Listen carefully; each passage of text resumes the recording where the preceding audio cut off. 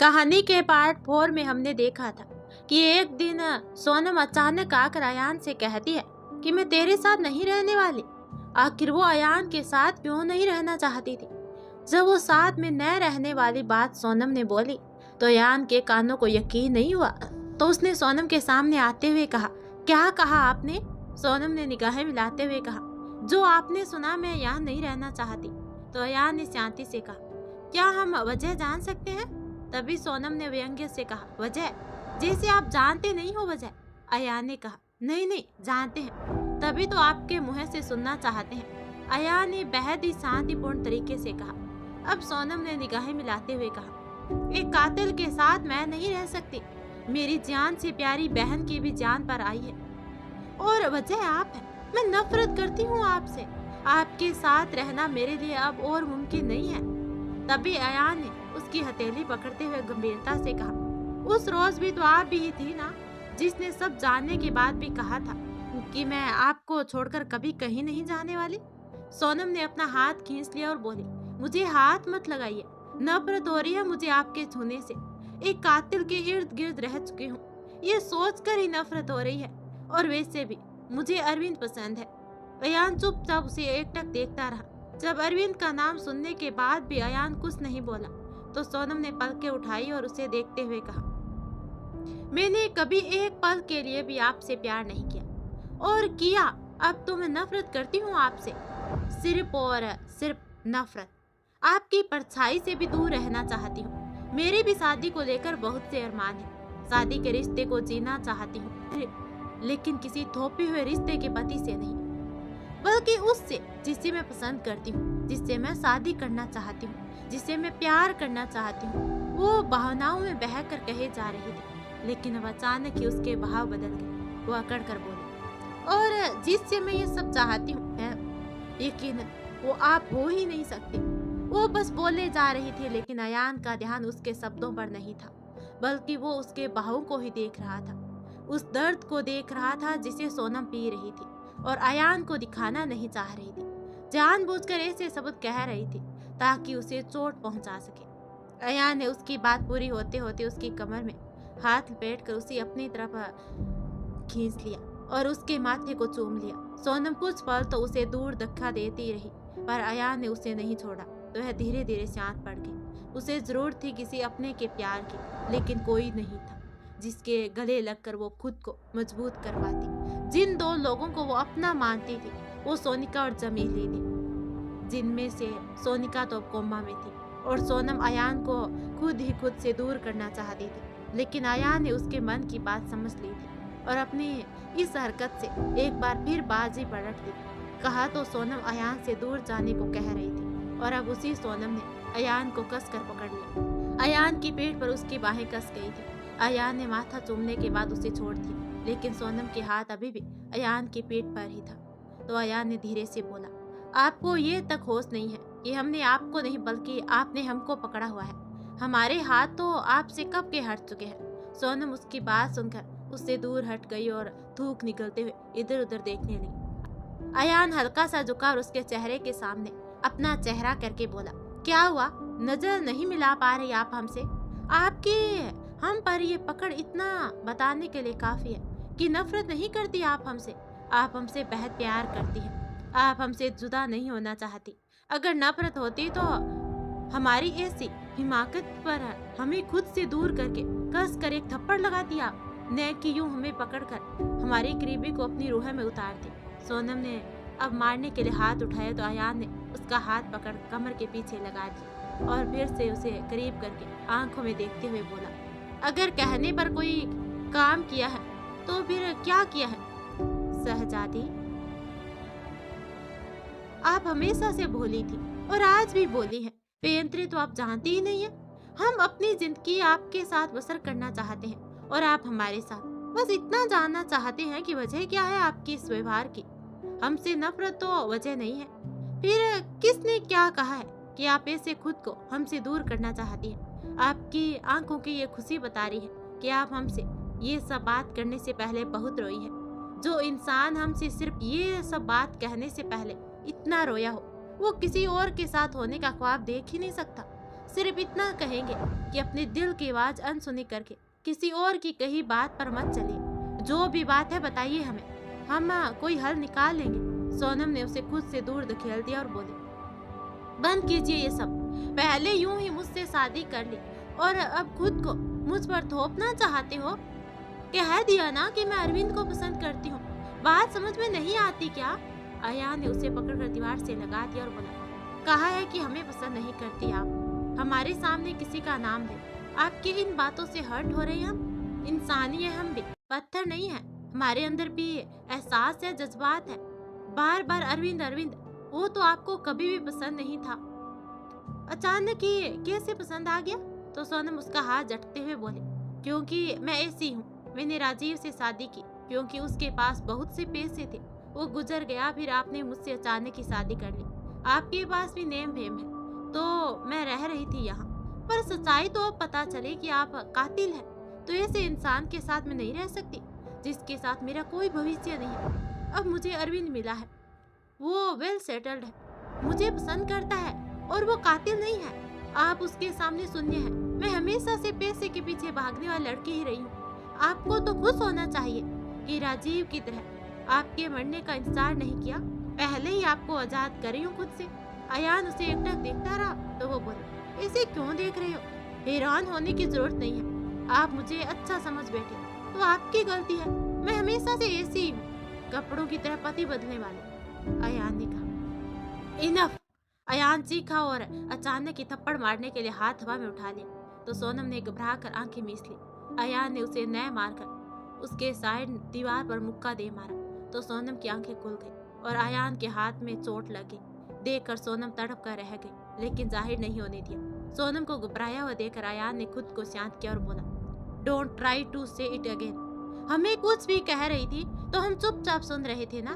खुद को गाली देने की हिम्मत भी कैसे हुई? ये हमें आपसे जानने की जरूरत नहीं है। हम आपको बहुत अच्छे से जानते हैं। खबरदार, जो फिर कभी इस तरह की बात कही तो नेक्स्ट टाइम हाथ रोकेंगे नहीं, देंगे गाल पर कस कर एक झापट। अब सोनम का दिल जोर जोर से धड़कने लगा था। उसने पल भर को आंखें बंद करके खुद को संभाला, फिर उसे धक्का देते हुए कहा, नफरत होती है मुझे आपके इस अच्छा होने के नाटक से। बंद कीजिए ये शरीफ होने का तमाशा। मैं यहाँ से जा रही हूँ और ये फाइनल है। सोनम ने जाने के लिए जैसे कदम बढ़ाया, अयान ने उसे अपनी तरफ घुमा लिया और दीवार पर उसके दोनों हाथ से हाथ रखते हुए बोला, अरविंद के कहने पर ये सब करी हो ना?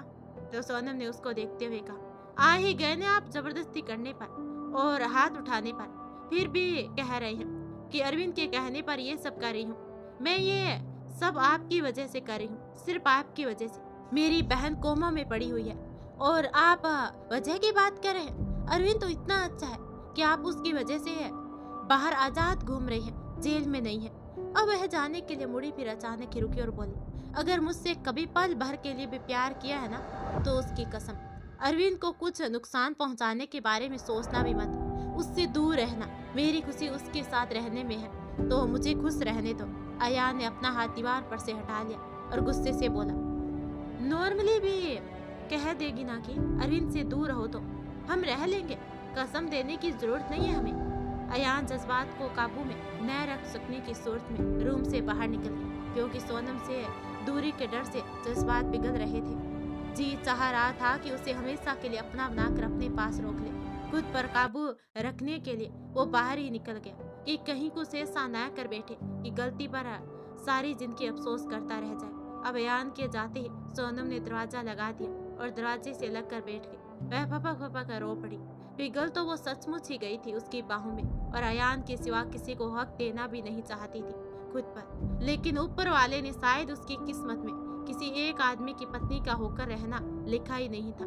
वह कभी हथेलियों से मुँह दबाकर रो रही थी और कभी कोहनी से मुँह को दबाई सिसक रही थी ताकि आवाज ना निकले। अलग होने की बात पर अयान की आंखों का दर्द याद कर वो बहुत दुखी थी।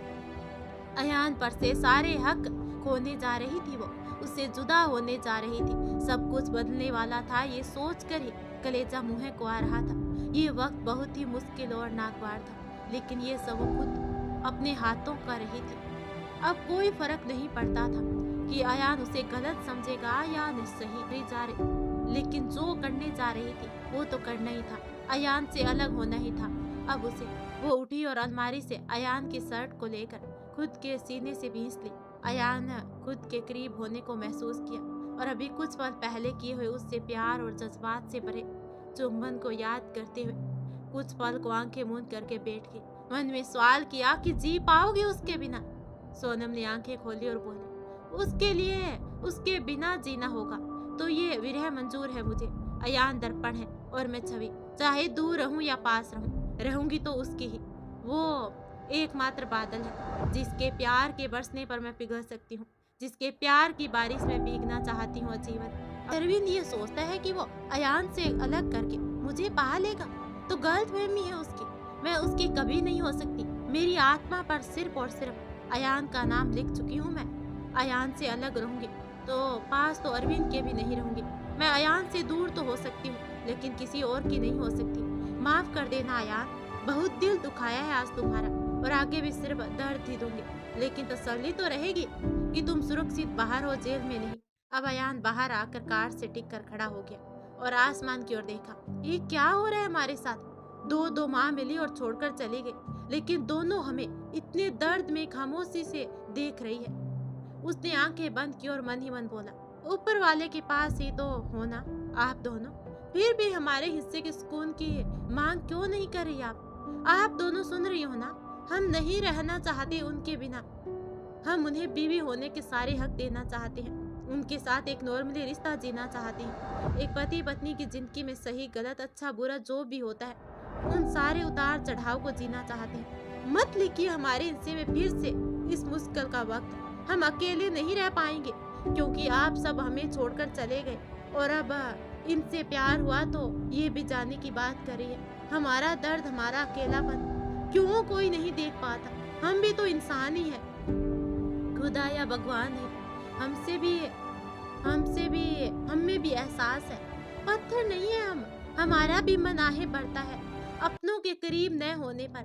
बस फर्क इतना है कि बात बात पर आंखें गीली नहीं करते, दर्द को अंदर ही जब्त कर लेते हैं।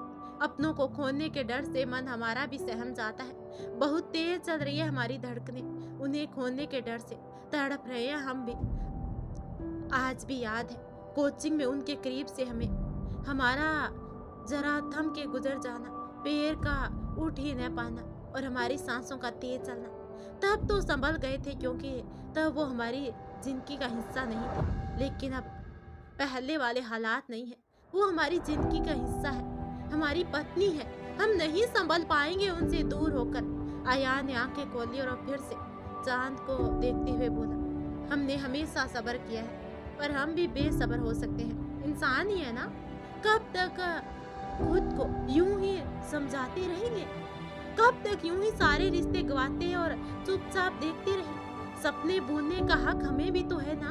हम इस बार अपना हक नहीं छोड़ेंगे। वो जाने की जिद लिए बैठी है तो उनकी मर्जी है, लेकिन हम भी उन्हें अपनी जिंदगी में रोक रखने की पूरी कोशिश करेंगे, रंगेंगे। हम उन्हें अपने प्यार के रंग में, अपनी मोहब्बत का ऐसा नशा चढ़ाएंगे उन पर कि हमारे सिवा उन्हें कहीं चैन नहीं मिलेगा। पर उन पर हमारा जो असर है उसे बेअसर तो नहीं होने देंगे। हम भी देखते हैं कि हमारी मोहब्बत के आगे उनकी इस झूठी नफरत का धरना कब तक जारी रह पाता है। अटखेलियां तो हम करेंगे उनके साथ और हसीन शरारतें भी। देखते हैं कि वो अपने मन के जज्बात कब तक काबू में रख पाती है। इस तरह अपने प्यार की नाव को बीच मझधार में डूबने नहीं देंगे।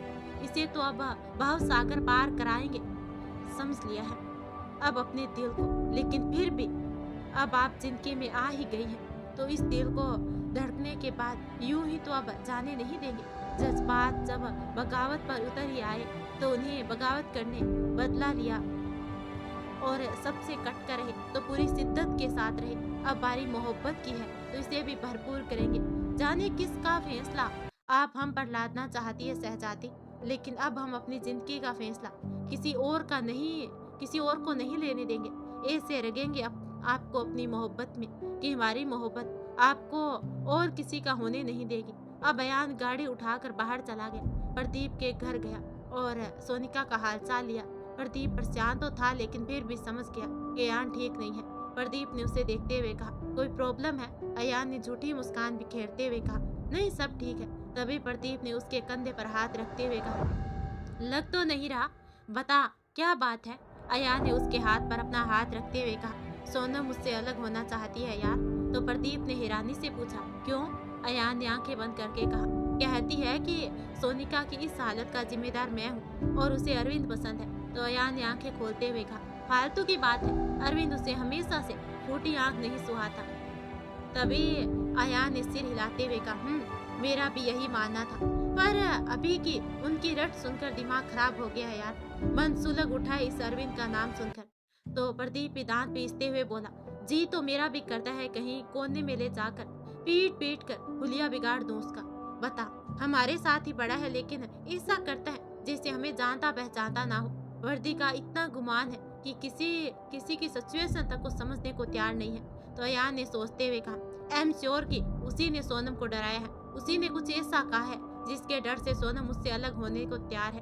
अब प्रदीप ने भी खड़े होते हुए कहा, हाँ उसी का काम है ये, तुझे गिरफ्तार न करके एहसान जता रहा है साला।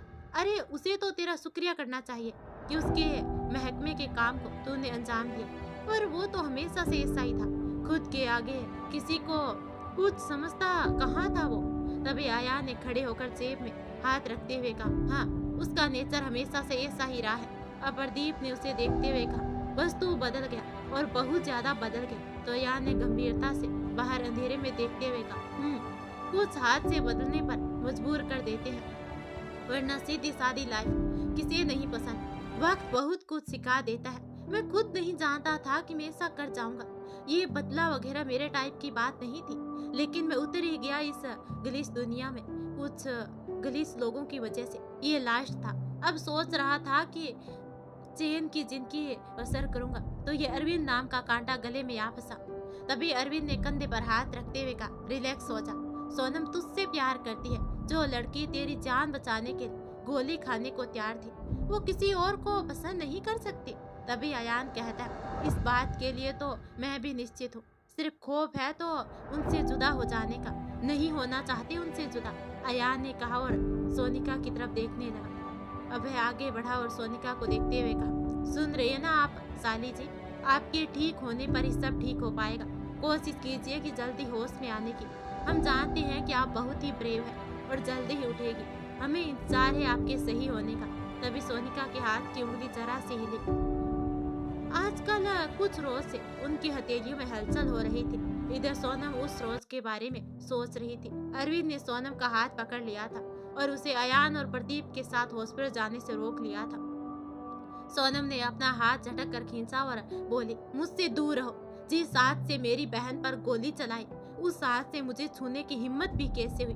अरविंद ने बेशर्मी से हंसते हुए कहा, जरा भी नहीं बदले, बिल्कुल वैसी हो जैसी कुछ सालों पहले थी। सोनम ने दूसरी तरफ मुंह फेर लिया तो अरविंद ने उसके चेहरे को अपनी तरफ घुमाना चाहा।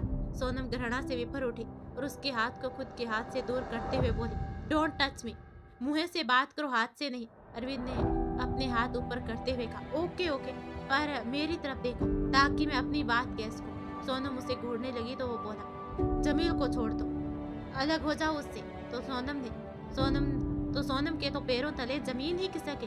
वो किसी तरह हिम्मत करके बोली, क्या मतलब है तुम्हारा? कोई लिव इन में नहीं हूँ मैं, पति है वो मेरा, छोड़ देना और अलग हो जाना क्या होता है? अरविंद ने उसकी आंखों में झांकते हुए कहा, मुझसे शादी कर लो उसे छोड़ के। तभी सोनम ने उसे मारने के लिए हाथ उठाया तो अरविंद के हाथ पकड़ते हुए बोला, अब नहीं, बहुत मार चुकी हो तुम पहले ही। सोनम ने अपना हाथ उसके हाथ से छुड़ाने की कोशिश की लेकिन उसने हाथ नहीं छोड़ा और बोला, एक नजर देखो तो सही, कितना प्यारा लग रहा है तुम्हारा हाथ मेरे हाथ में। सोनम की आंखें आंसू से भरने लगी थी। वो हाथ छुड़ाने की नाकाम सी कोशिश कर रही थी। अरविंद ने हाथ छोड़े बिना ही कहा, जमील ने बहुत से खून किया, खून भी नहीं बल्कि जलाकर दर्दनाक मौत दी लोगों को। मैं उसे बचा सकता हूँ लेकिन इसी शर्त पर कि तुम उसे छोड़ दो। सोनम उसकी आंखों में देखती रह गई। नीचता की हद थी इस इंसान में। तभी अरविंद बोला, आज की कहानी कुछ इस प्रकार है कि ड्यूटी खत्म होने पर यूं ही राउंड लगाने निकला था, तभी कुछ आवाज सुनकर उस तरह बढ़ गया। एक हुड्डी वाले इंसान को दूसरे आदमी को मारते हुए देखा। उसकी गतिविधियों से मुझे कुछ ठीक नहीं लग रहा था। अभी मामले को समझने की कोशिश में ही था, तभी उस हुड्डी वाले ने तीली जला ली। मेरे पास इतना वक्त नहीं था कि रुकता या फिर महकमे में किसी को सूचना दे पाता। किलर को ऑन द स्पॉट पकड़ना जरूरी था। मैं जब तक उसके करीब पहुंचा, वो भीम को आग के हवाले कर चुका था, लेकिन उसे एक लड़की सोनिका ने ऐसा करते हुए देख लिया और उसकी नजर भी उस लड़की पर पड़ गई, इसलिए वो उसे भी मार डालना चाहता था। मैंने उसे सरेंडर करने को कहा पर वो नहीं माना और उस लड़की को भी जलाने की कोशिश में था। तो उस लड़की को बचाने की खातिर मैंने उस किलर पर गोली चलाई, पर वो बहुत ही शातिर निकला। उसने लड़की को अपने आगे कर दिया, इसलिए गोली लड़की को लग गई और वो भागने में सफल हो गया। हुड्डी वाला और मास्क की वजह से मैं उसकी शक्ल नहीं देख पाया, इसलिए पहचान नहीं सकता। सोनम चुपचाप उसे देख रही थी, तो फिर बोला, इस कहानी की वजह से बहुत ही आसानी से जमील बच जाएगा, सब मेरे हाथ में है।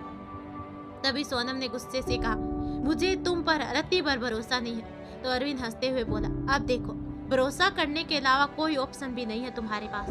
तभी सोनम ने गुस्से से कहा, मैं ऐसा कुछ नहीं करूंगी। जब अलग ही होना है तो जेल में भी रहेगा, तो मैं उससे अलग ही रहूंगी। तुम्हारी शर्त मानकर अलग रहने से बेहतर है कि वो जेल में रहे। मैं उसे मनाऊंगी सरेंडर करने के लिए, उसे सजा कम मिलेगी और जब वो बाहर आएगा तो हम साथ में रहेंगे। तो अरविंद हंसते हुए बोला, तुम कितनी भोली हो यार, सीरियसली इतना आसान लग रहा है तुम्हें ये सब। सोनम उसे हैरानी से देखने लगी तो वह बोला, समझदार हूँ, समझता हूँ।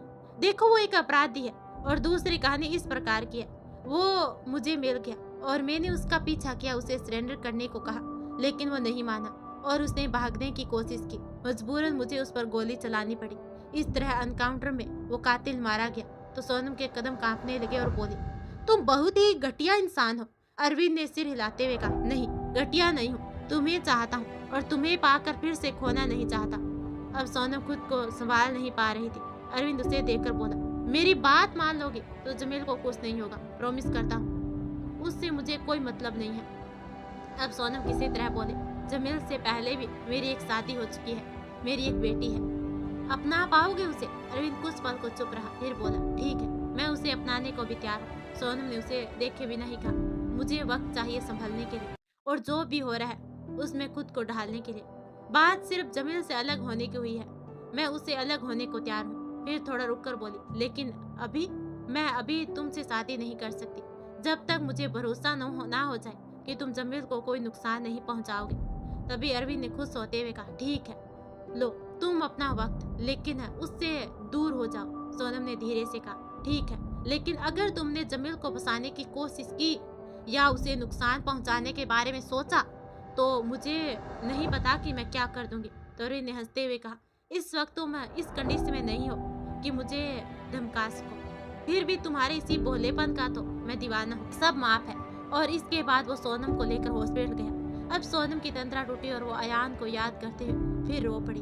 अब मन भारी हो उठा, ये बर्दाश्त करना कठिन हो रहा था। इधर अयान अब घर लौटा तो दरवाजे पर पैरों की आहट सुनकर सोनम जल्दी से बाथरूम में घुस गई ताकि अयान उसके रोए हुए चेहरे को ना देख सके। अब अयान ने आकर शर्ट उतारी और टी शर्ट डालकर बिस्तर पर लेट गया। सोनम काफी देर तक अंदर रही और पानी गिरने की आवाज आती रही तो अयान उठा और दरवाजे पर दस्तक देते हुए बोला, रात के वक्त ज्यादा देर पानी में रहोगे तो तबीयत खराब हो जाएगी, बाहर आइए। और सोनम अलमारी से कपड़े लेकर अंदर चली गई और चेंज करके बाहर आई तो अयान धीरे धीरे सॉन्ग गुनगुना रहा था। वो चुपचाप बिस्तर के कोने में लेट के अयान गाता रहा और रात आंखें तेरी सब बयां कर रही है, सुन रहा दिल तेरी खामोशियां, कुछ कहो ना सुनो, पास मेरे रहो, इसकी कैसी है ये गहराइयां। सोनम करवट लेकर लेटी रही और आंखों से आंसू की बरसात होकर तकिए को चुपचाप भिगो रही थी। अयान जानता था कि वो रो रही है, लेकिन उसने उसे चुप कराने की कोई कोशिश नहीं की। वो चाहता था कि सोनम अपने बनाए दायरे को तोड़ दे और उससे गले लगाकर अपने मन का सारा हाल कह दे, लेकिन शायद लड़कियों की इंसा शक्ति बहुत ही मजबूत होती है, इतना आसान नहीं होता उनके ठाने हुए को बदलना। वो नहीं उठी और वो रोते रोते जाने कब सो गई। रात में कट कट की आवाज सुनकर करवट लेते अयान की आंख खुल गई।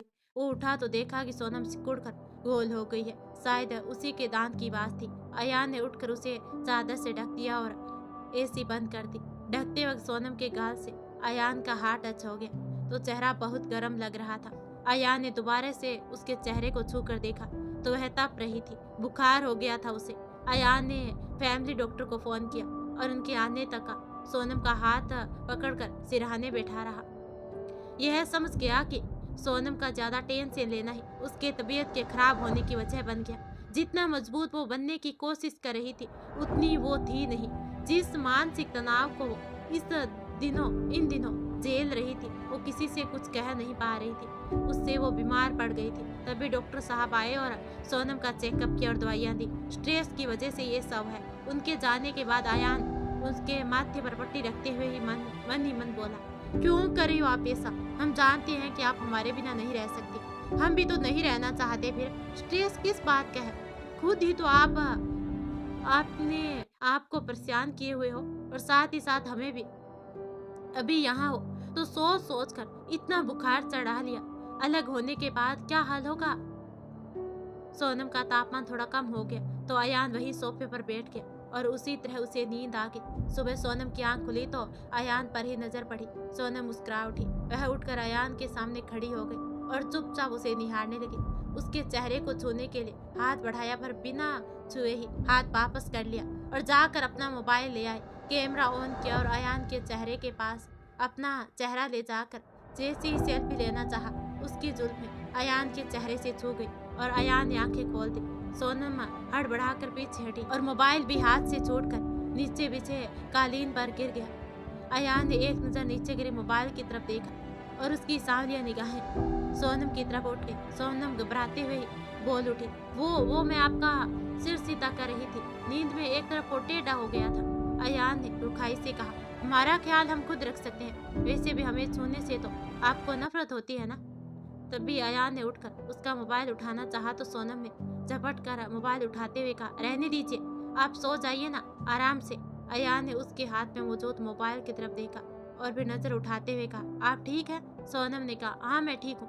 सोनम ने तुरंत कहा और मोबाइल रखकर वॉशरूम में चली गई। अयान ने मुस्कुराते हुए उसके मोबाइल की तरफ देखा और बोला, तो हमारी तस्वीर लेने की कोशिश कर रही थी शहजादी। नहीं लेने देंगे आपको। हमें छोड़कर हमारी तस्वीर से काम चलाना चाहती है, ये मंजूर नहीं है हमें।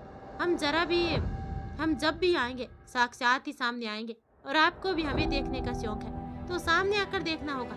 अब अयान रूम से बाहर निकल गया। सोनम फ्रेश होकर बाहर आई तो कुछ ही पलों के बाद अयान एंटर हुआ। हाथ में नाश्ता था। अयान ने नाश्ता टेबल पर रख दिया और बोला, नाश्ता करके दवा ले लीजिए। सोनम ने चुपचाप नाश्ता किया। फिर अयान ने उसे दवा दे दी। वह दवा खाकर जैसे ही पानी का गिलास रखने लगी तभी अयान ने पूछा, किस बात का स्ट्रेस है आपको? सोनम ने पलकें उठाते हुए कहा, नहीं कोई स्ट्रेस नहीं है। कल ज्यादा देर भीग गई थी, शायद इसी वजह से तबीयत खराब हो गई थी रात में। अयान उसके सामने बैठते हुए बोला, जब पता है कि तबीयत खराब हो सकती है तो ऐसे काम करती क्यों है आप? तो सोनम ने कुछ नहीं कहा। कुछ देर रुक कर अयान बाहर चला गया। अयान के जाते ही सोनम को अरविंद का कॉल आ गया। अरविंद बेचैन सा बोला, और कितने दिन तुम जमील के साथ रहने वाली हो? तो सोनम ने आराम से कहा, तबीयत खराब हो गई, इस वजह से रुकना पड़ा। 2-3 दिन बाद चली जाऊंगी यहाँ से। तो अरविंद ने सहजता से कहा, अच्छा वैसे जब रुक ही गई हो तो तलाक के लिए बात कर लेना उसे। तभी सोनम के हाथ से मोबाइल छींटकर नीचे गिर गया और आंखें भर आई। अरविंद उधर से हेलो हेलो किए जा रहा था। थोड़ी देर के बाद सोनम संभली तो उसने फोन उठाया और कानों से लगा लिया। अब सोनम ने धीरे से कहा, हेलो। तो अरविंद बोला, कहाँ चली गई थी? तो सोनम ने कहा, कोई आ गया था तो फोन रख दिया था साइड में। तभी अरविंद कहता है, हाँ तो मैं कह रहा था कि तलाक की बात कर लेना उससे। कागज मैंने तैयार करा दिया, जगह बताऊंगा तो आकर ले जाना और साइन कर देना। सोनम की आंखें बह रही थी और मन फिर से भारी हो उठा। मुश्किल से उसने कहा और फोन रख दिया। वह बेड पर गिर गई और रोने लगी। मन ही मन सोचा कि मैं ही क्यों, हर बार मैं ही क्यों मेरे नसीब में खुशियां नहीं है? क्यों जिसके साथ रहना चाहती हूँ उसके साथ रह नहीं सकती? अब से पहले ही काट ही तो रही थी ना अपनी जिंदगी। पहले ही अरविंद से मिला देते ना भगवान, काट लेती उसके साथ जिंदगी। क्यों मिला दिया जमील से? और मिला ही दिया था तो फिर अरविंद से मिलाने की क्या जरूरत थी? क्यों जिंदगी जीना सिखाने के बाद फिर जिंदगी को काटने पर मजबूर करे हैं? क्यों? कैसे सहूं ये सब? रोते रोते और सोचते सोचते सोनम को फिर से बुखार चढ़ गया। उधर बाहर अयान फोन पर किसी से कोई जरूरी बात कह रहा था। उसने किसी का पता लगाने को कहा और फिर फोन रखते हुए वापस गाड़ी में बैठ गया। घर लौट कर आया तो शाम हो चली थी। आते ही अयान सोनम को देखने के लिए रूम में चला गया। जैसे ही उसे टच किया वह फिर बुखार से तप रही थी। अब अयान अरविंद को मन ही मन गालियां देते हुए बड़बड़ाते हुए बुज़दिल इंसान एक लड़की को ब्लैकमेल करके मर्द बन रहा है साला। और एक इन्होंने कसम देकर बंदी वाला हाल बना दिया है हमारा। जी तो करा है कि धो डाले उसको। इतना अपमान हो गया है अपनी पोजीशन का कि गलत काम करने पर आमादा है। ये तक नहीं समझ पा रहा जिसे हमसे अलग करना चाहता है उनकी रूह बसती है हमें। ये हमसे दूर भी हो जाएगी तो भी उसकी नहीं हो सकती। उफ, ये जिंदगी कितना मजबूर और बेबस कर देती है कभी कभी। अयान ने सोनम को उठाकर और सोनम के मना करने के बावजूद भी उसे उठाकर जबरदस्ती जरा सा खाना खिलाया और फिर दवा दी। दवा देने के बाद सोनम ने बिस्तर पर लेटना चाहा तो अयान ने उसे अपनी गोदी में खींच लिया और अपनी बाहों के गहरे में ली दिया। सोनम चुपचाप उसकी गोद में लेट गई। उसका विरोध करने की हिम्मत नहीं थी उसमें। तलाक शब्द कानों में हथौड़ों की तरह चोट कर रहा था और आंखों के एक और फिर से गिले हो उठे। अयान का प्यार भरा स्पर्श इस वक्त उसके लिए किसी मरहम से कम नहीं था। वह उसके सीने से मुँह छुपाए लेटी रही। अयान भी बिना कोई शब्द कहे बैठा रहा और मन ही मन अरविंद को याद करते हुए बोला, तुम्हारी वजह से आज शहजादी को तपीस बर्दाश्त कर रही है। वो हमारे लिए नाकाबिल बर्दाश्त है। इतना मजबूर मत करो हमें कि हम एक बार फिर हम अपनी हद तोड़ने पर मजबूर हो जाएं। जिसकी रूह को तुम जला रहे हो वो हमारी रूह में बसती है। इतने सस्ते नहीं है ये आंसू जो इनकी आंखों से आजकल तुम्हारी वजह से बह रहे हैं। बदला लेने पर आ गए तो खून के आंसू रुला देंगे तुमको। हमें कोचिंग वाला सीधा साधा जमील समझने की भूल मत करो। अब हम भी फरेब करना सीख चुके हैं। हम गुलाब सिर्फ अपनी शहजादी के लिए हैं। तुम जैसे फरेबियों के लिए तो हम भी औरों की तरह कांटा ही हैं, और वो भी ऐसा कांटा जो निकालने से नहीं निकलेगा। हम अगर अपनी हद तोड़ने पर आ गए तो हमारी तपीस बर्दाश्त नहीं कर पाओगे तुम। खाक कर देंगे तुम्हें भी बाकियों की तरह। अयान ने अपनी आंखें बंद कर ली। दोनों ही जाने कब सो गए। सोनम को पूरी तरह ठीक होने में 1 हफ्ते का समय लग गया। इसी बीच एक रोज वह जाकर अरविंद से तलाक के पेपर्स ले आई थी। अयान एक शाम जैसे ही घर आया, सोनम ने उसे पेपर देते हुए थरथराते होठों से कहा, इन पर साइन कर दीजिए। अयान ने नजरें उठाते हुए कहा, क्या है ये? हमारे तलाक के पेपर्स। मैंने साइन कर दिया है, सोनम ने सहजता से कहा, और इतने दिनों से वो खुद को संभाल चुकी थी। अयान ने पेपर ले लिया और फाड़ कर फेंकते हुए कहा, और कुछ कहना है? सोनम ने बिखरते हुए कागजों की तरफ देखते हुए कहा, आपको क्या लगता है आपके ऐसा करने से मैं यहाँ से नहीं जाऊंगी? अयान ने बिखरे हुए कागजों को समेटा और आग लगाते हुए बेहद ही ठंडेपन से बोला, आपको जो ठीक लग रहा है आप करें हैं, लेकिन हमसे हमारी मर्जी के बिना कोई किसी पेपर पर साइन नहीं करवा सकता। ऐसे जितने भी पेपर्स बनेंगे उनका यही हर्ज करेंगे हम। नहीं हम साइन करेंगे, न ही उस अरविंद का आपसे शादी करने का सपना पूरा होने देंगे। आप किसी के डरने से हमसे हमारा अधिकार छीनकर किसी और को ये अधिकार देना चाहती है ना, लेकिन इतना तो हम भी जानते हैं कि वो आपके जेल में जो अस्तित्व हमारा है वो कभी किसी और का नहीं हो सकता, और इसीलिए हम ये अधिकार किसी को छीनने नहीं देंगे। आपके नाम के पीछे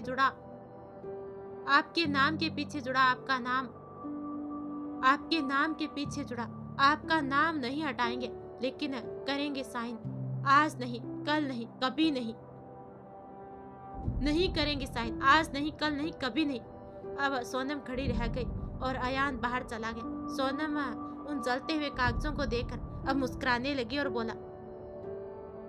अब सोनम वहीं खड़ी रह गई और अयान बाहर चला गया। सोनम उन जलते हुए कागजों को देखकर अब मुस्कुराने लगी और बोली, यही तो मैं भी चाहती थी। मैं नहीं चाहती कि तुम कभी भी इन पेपर्स पर साइन करो और अरविंद का रास्ता साफ हो जाए। मुझ पर जो अधिकार तुम्हारा है वो सिर्फ तुम्हारा ही है। किसी और को खुद के करीब आने को, प्रेम करने का अधिकार देने में खुद को देना नहीं चाहती। अब अयान कार लेकर दूर निकल गया। फिर गाड़ी रोककर बाहर आया और जोर से चीखा। आंख में से आंसू की चंद बूंदें टपक पड़ी। अयान आंख बंद करके कार के ऊपर चढ़कर बैठ गया और बोला, ख्वाब देखना छोड़ दिया है हमने, लेकिन सालों के बाद आपके हमारी जिंदगी में आने पर आपके साथ रहने का ख्वाब देखा है, लेकिन ये दुनिया चैन से रहने नहीं देती। इस जंगल जैसी दुनिया में अपने ख्वाब के पौधों को मरने नहीं देंगे हम।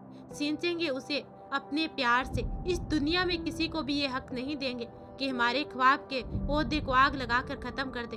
अयान रात भर बाहर रहा। सुबह जब वो घर पहुंचा तो सोनम कमरे में नहीं नजर आई। अयान ने नौकरों से पूछा तो उन्होंने कहा कि अभी तुरंत ही निकली है अपना सूटकेस लेकर। ये सुनकर अयान सन्न रह गया, तुरंत बाहर की ओर भागा।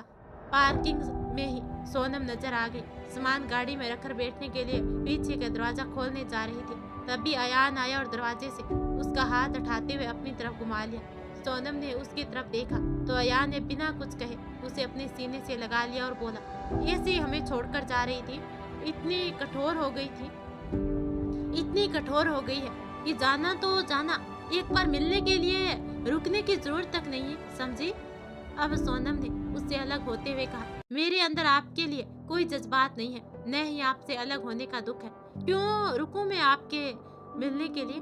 जाने दीजिए मुझे। अयान ने उसका हाथ पकड़ते हुए कहा, आदत हो गई है आपके करीब रहने की, तो आप दूर जाने की बात करी है। तो सोनम ने हाथ छुड़ाते हुए कहा, मैं सिर्फ बात ही नहीं करी, मैं आपसे दूर जाना चाहती हूँ, इनफैक्ट चाह ही रही हूँ। सोनम ने जाने के लिए कदम बढ़ा दिया। अयान का दिल टूट गया। उसका जाना अयान को बिल्कुल अच्छा नहीं लग रहा था।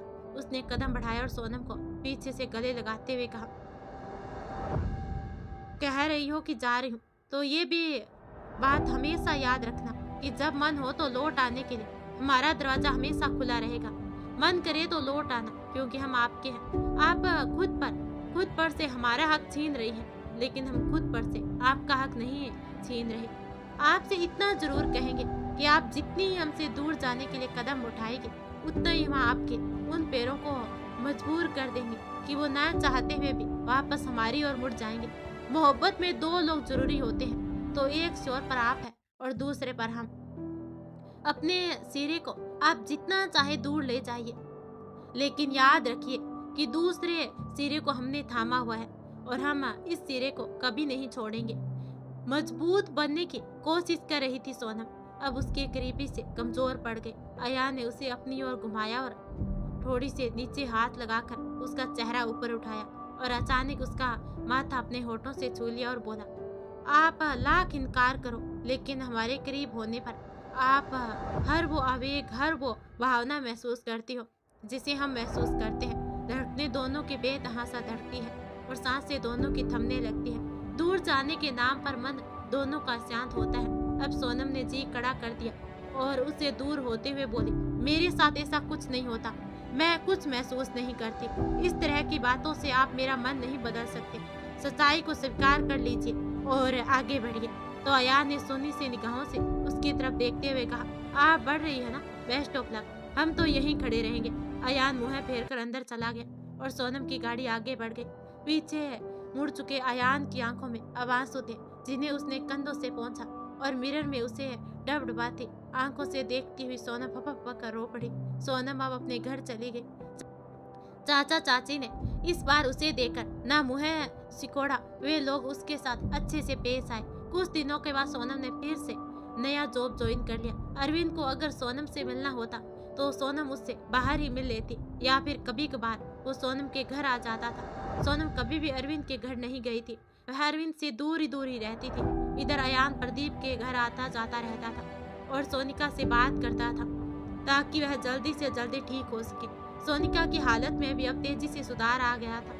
एक रोज अरविंद ने सोनम से भव्या का पता पूछा तो सोनम ने बता दिया, क्योंकि उसे लगा कि अरविंद पुलिस वाला है और भव्या की जानकारी उसे रहेगी तो भव्या को उसकी बुआओं से सुरक्षित रखने में मदद मिल सकती है। दूसरी तरफ अयान पहले ही भव्या का पता लगा चुका था और उससे मिलने के लिए एक दो बार गया भी था। भव्या की अयान से काफी बनती थी, क्योंकि उसने ऑलरेडी अयान को टीवी में देखा हुआ था और अयान उसे पहले ही बहुत पसंद था। अयान ने भव्या को मना किया हुआ था कि सोनम को मत बताना कि हम तुमसे मिलने आते हैं। भव्या ने भी उसकी बात मानते हुए सोनम को इस बारे में कुछ नहीं बताया था।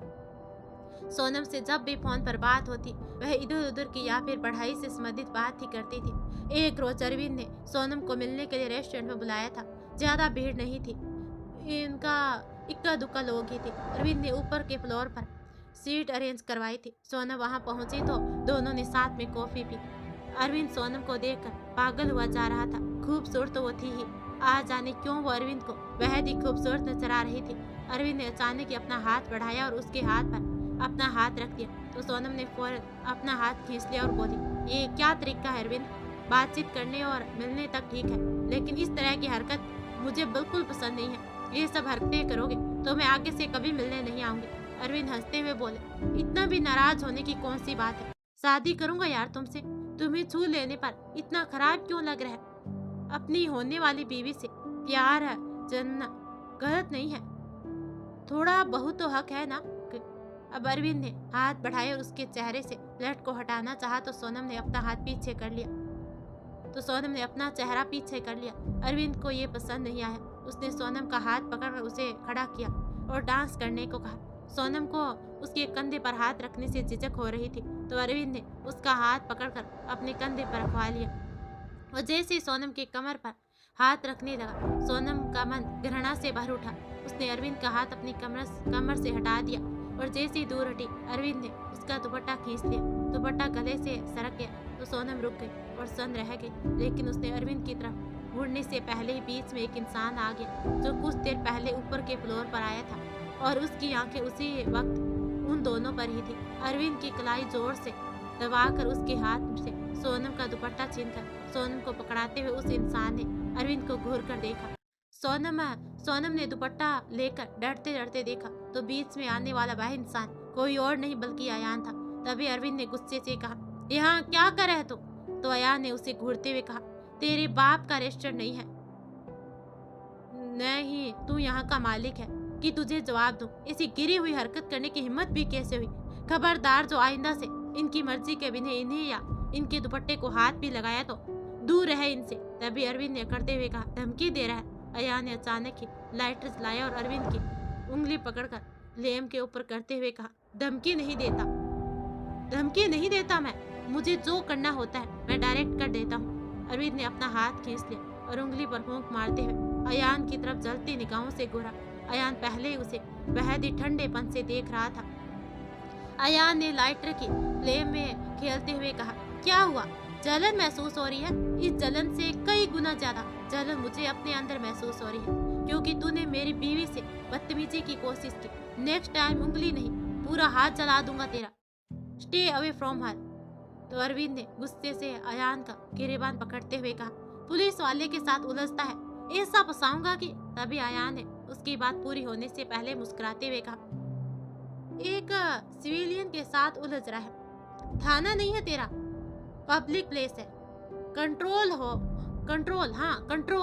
वरना मैं ऐसा फंसाऊंगा कि तेरी वर्दी उतर जाएगी। अब अरविंद ने अपना हाथ उठा लिया तो अयान अरविंद की आंखों में देखते हुए उसके करीब आया और बोला, उम्मीद करता हूँ कि इन्हें हाथ लगाने की गलती दोबारा भूलकर भी नहीं करेगा। तो अरविंद जिस तरह से अयान को घूर रहा था उससे सोनम डर गई कि वो कहीं अयान के साथ कुछ गलत ना करते, तो आगे बढ़ी और बोली, वो मेरी मर्जी के बिना मुझे हाथ नहीं लगा रहा था। अब क्या शर्माने का हक भी नहीं है मुझे? हम एक दूसरे के साथ अच्छे पल बिताने आए थे, आपको बीच में आने का हक किसने दिया? तो अयान का दिमाग इस वक्त गर्म था। वो गुस्से से बोला, हक है हमारे पास, बीवी है आप हमारी, हम अपनी आंखों के सामने ये सब बर्दाश्त नहीं कर सकते। जब तक जिएंगे बीच में तो आएंगे ही, बीच में आना नहीं पसंद है तो आप कहे तो हम मर जाएं। तभी सोनम ने भी पूरे आत्मविश्वास से कहा, आप जिए या मरे मुझे कोई फर्क नहीं पड़ता आपके होने या ना होने से, मैं आपसे दूर रहना चाहती हूँ बस। तो अयान कहता है, तो ये भी देख के लेते हम कि फर्क पड़ता है या नहीं। ये कहकर अयान गुस्से से वहां से चला गया। उसके निकलते ही सोनम ने अपनी आंखें बंद कर ली और मन ही मन भगवान से प्रार्थना की कि अयान सलामत रहे। अयान का आज दिल्ली में ही कॉन्सर्ट था। वो अपनी गाड़ी उठाकर कॉन्सर्ट के लिए निकल गया और सोनम भी अरविंद को छोड़कर बाहर आ गई और ऑटो करके घर के लिए नहीं बल्कि अयान के कॉन्सर्ट के लिए निकल गई और अरविंद भी कुछ देर के बाद घर के लिए निकल गया। अयान ने अपनी गाड़ी के साइड मिरर से देख लिया था कि सोनम उसकी गाड़ी का पीछा करी है, लेकिन उसने स्पीड धीमी नहीं की और तेजी से चला रहा था। कॉन्सर्ट में बहुत भीड़ थी। सोनम को बहुत ही मुश्किल से टिकट मिला। वो भी अंदर चली गई और पीछे से पर्दे पर अयान को देखती रही। अयान गा रहा था, इस तरह आशिकी का असर छोड़ जाऊंगा, तेरे चेहरे पे अपनी नजर छोड़ जाऊंगा, मैं दीवाना बन गया हूँ, कैसी ये मोहब्बत है, दिल के लहू से तेरी मांग सजाऊंगा। तभी भीड़ में खड़ी सोनम को इस लाइन से उस रोज की बात याद आ गई जब अयान ने अपने हाथ अपने खून से उसकी मांग भरकर उसे भीड़ का शिकार होने से बचाया था। अयान की आवाज में आज कुछ ज्यादा ही दर्द और कशिश थी। प्यार क्या है, दर्द क्या है, दीवाने समझते हैं, मर के भी मैं तुझसे जुदा हो ना पाऊंगा। अयान आज गाते हुए क्राउड के बीच उतर गया और जानबूझकर सोनम के करीब से गुजरा। सोनम ने चेहरे पर दुपट्टा बांधा हुआ था, फिर भी अयान उसे पहचान गया। वह उसके करीब से गुजरते हुए माइक ऑफ करके कान में फुसफुसाया, तो आपको फर्क नहीं पड़ता हमारे होने या ना होने से। सोनम ने दिल थाम कर इनकार में सर हिला दिया। अयान उसके करीब से गुजर गया, वापस स्टेज पर आ गया। कॉन्सर्ट खत्म होते ही वह बाहर निकला और पार्किंग में आया तो बेख्याली में था। एक कार उसे करीब से छू कर निकल गई। अयान नीचे गिर गया। प्रदीप उसके पास बैठ गया। यान, ईशान और रोहन भी उसे देखने लगे तो प्रदीप ने उससे कुछ कहा तो ईशान भी बाहर निकल आया। सोनम ऑटो के लिए वेट करते हुए खड़ी थी। तभी उसने दो लोगों को बात करते हुए सुना, अयान का एक्सीडेंट हो गया है। सोनम का तो कलेजा मुंह को आ गया। धड़कने जोर से